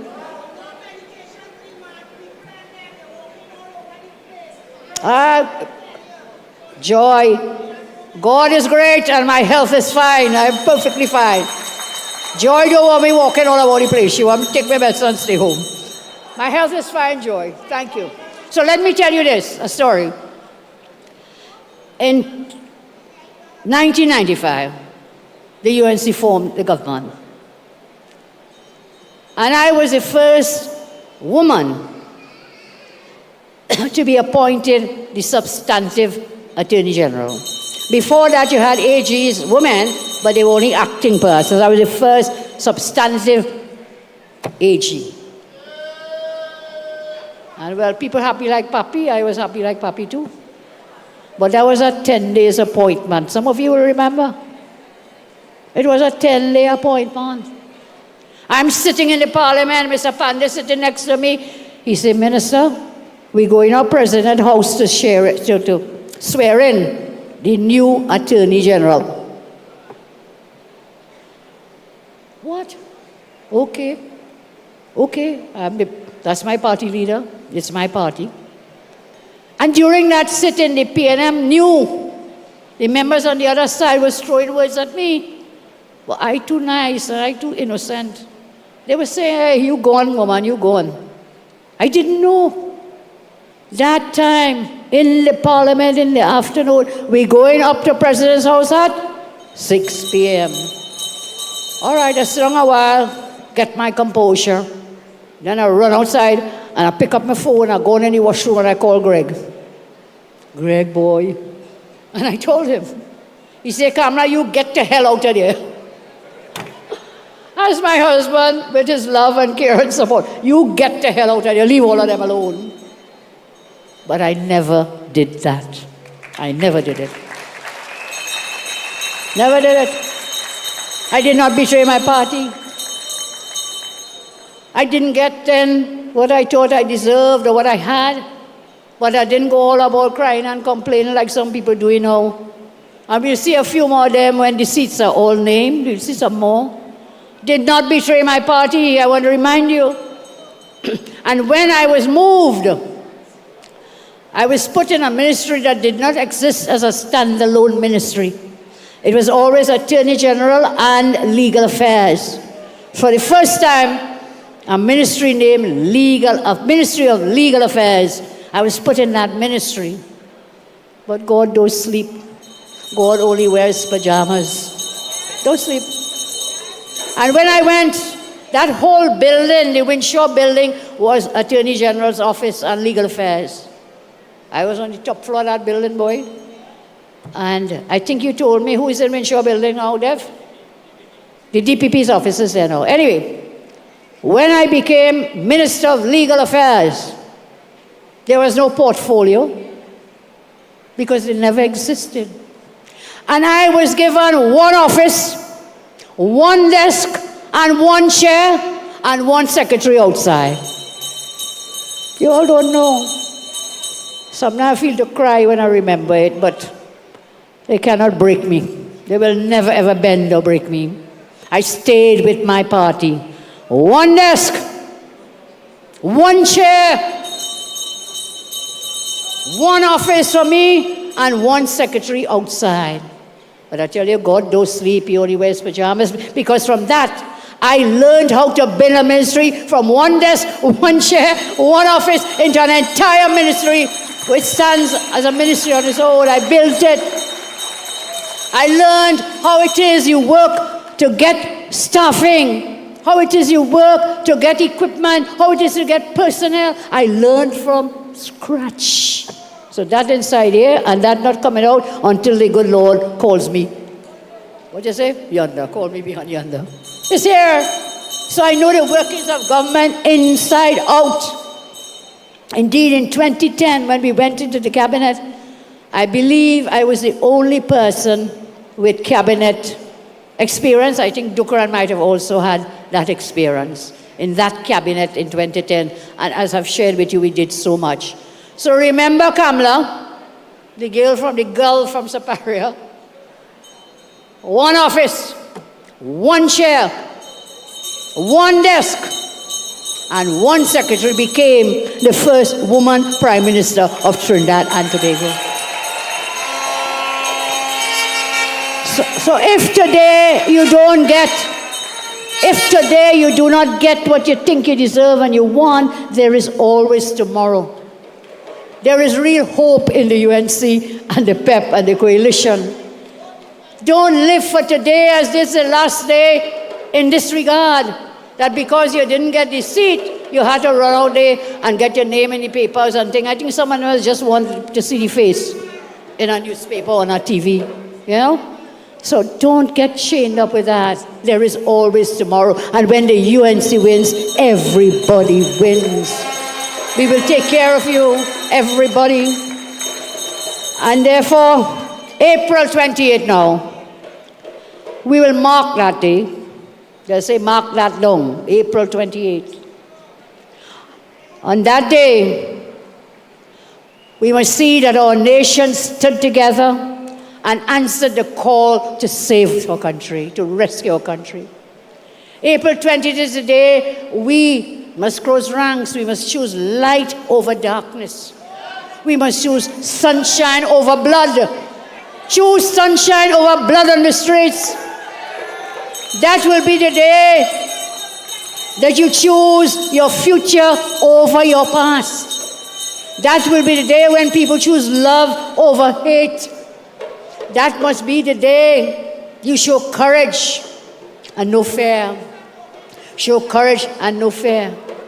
That is the day we stand up for ourselves side by side. We will stand up shoulder to shoulder with boldness and confidence. Boldness and confidence. April 28th must be the day we say no to a bully. No to the bullying. And we must make sure we are not replacing the raging bull with the bully. We must make sure. We must make sure we do not replace the raging bull that was Rowley with the bully that is Stuart Young. We must make sure it is that day, on that day, we must end all these Stuart Young and gangmen, his gang of people. All of them, we must put an end to them. On that day, the sun will rise and shine its light on all of us. I tell you before, with the candidates, I have 3 candidates more to mention, which will bring us up to 19. So you've already seen and heard 19 minus 4, 18. All right, I added 1, so 19.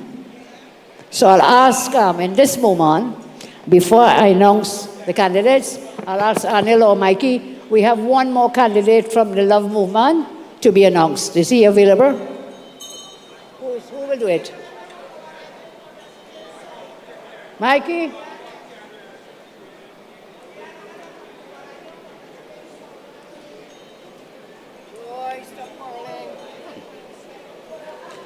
All right, with the Love Movement, we're representing your candidate for Laventille West, Mr. Robert Mitchell.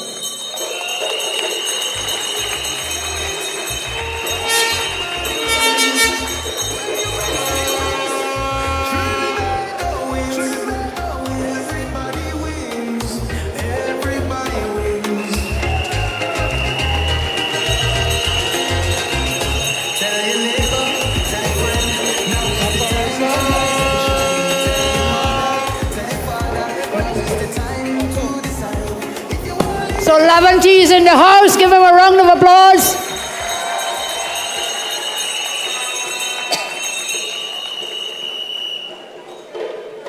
I have 3 more candidates to announce as UNC candidates. The first one is our sister, daughter to some, from Maruga Tableland, Michelle Benjamin.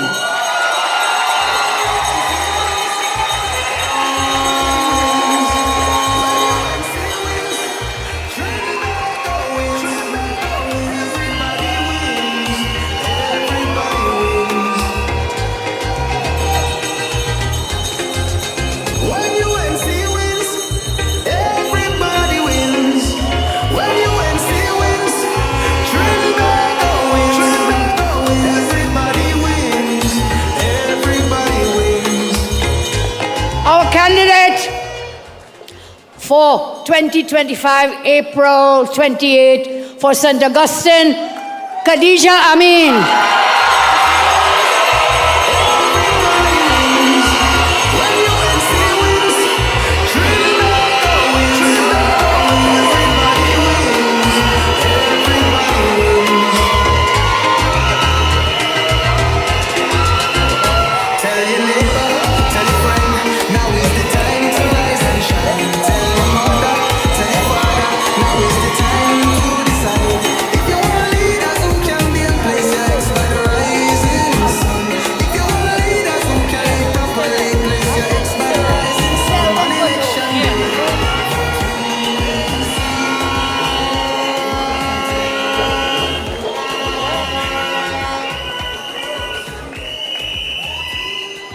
And roaring from Orbridge East is the lion himself, Roodal Moonilal. Everybody wins. When UNC wins, Trinidad wins. Everybody wins. Everybody wins. Tell your neighbor, tell your friend, now is the time to rise and shine. Tell your mother, tell your father, now is the time to decide. If you want leaders who can build, place your ex by the rising sun. If you want leaders who can lead properly, place your ex by the rising sun. On election day, vote UNC. One love, one team. Thank you very much. Thank you. So that is our slate of candidates for this time. As I told you, we are prepared. We'll be rolling out our other candidates before nomination day, of course. And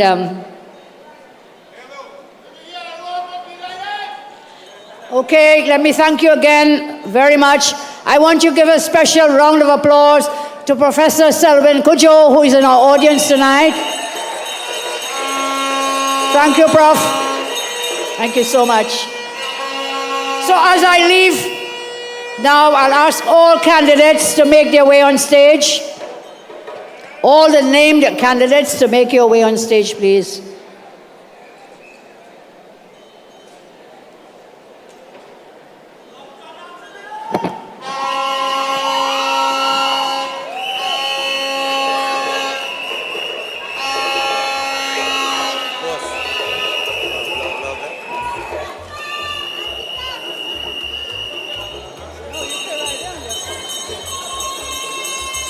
come around. Some come on this side. Oh, it's crowded there. All right, I get the pep lady. You spoke very well. Thank you. I listened. Okay, guys. As I bid farewell for just for now, to you all I say, thank you again. And remember, I end as I began. You have had leaders before me. You will have leaders after me.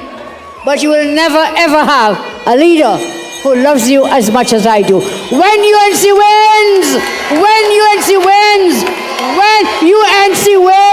everybody wins. Thank you.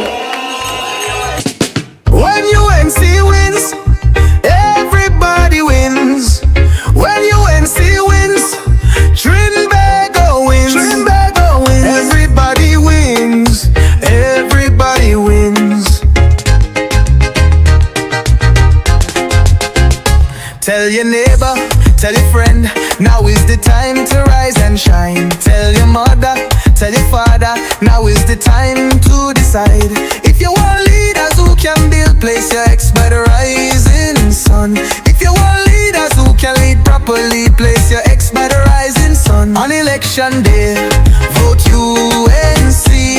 One love, one team, one hope, one dream. On election day, vote UNC. One love, one team, one hope, one dream. When UNC wins, everybody wins. When UNC wins, Trinidad wins. Everybody wins. Everybody wins. Vote for peace, vote for love, vote for hope, vote for change. When UNC wins, everybody wins. When UNC wins, Trinidad wins. Everybody wins. Everybody wins.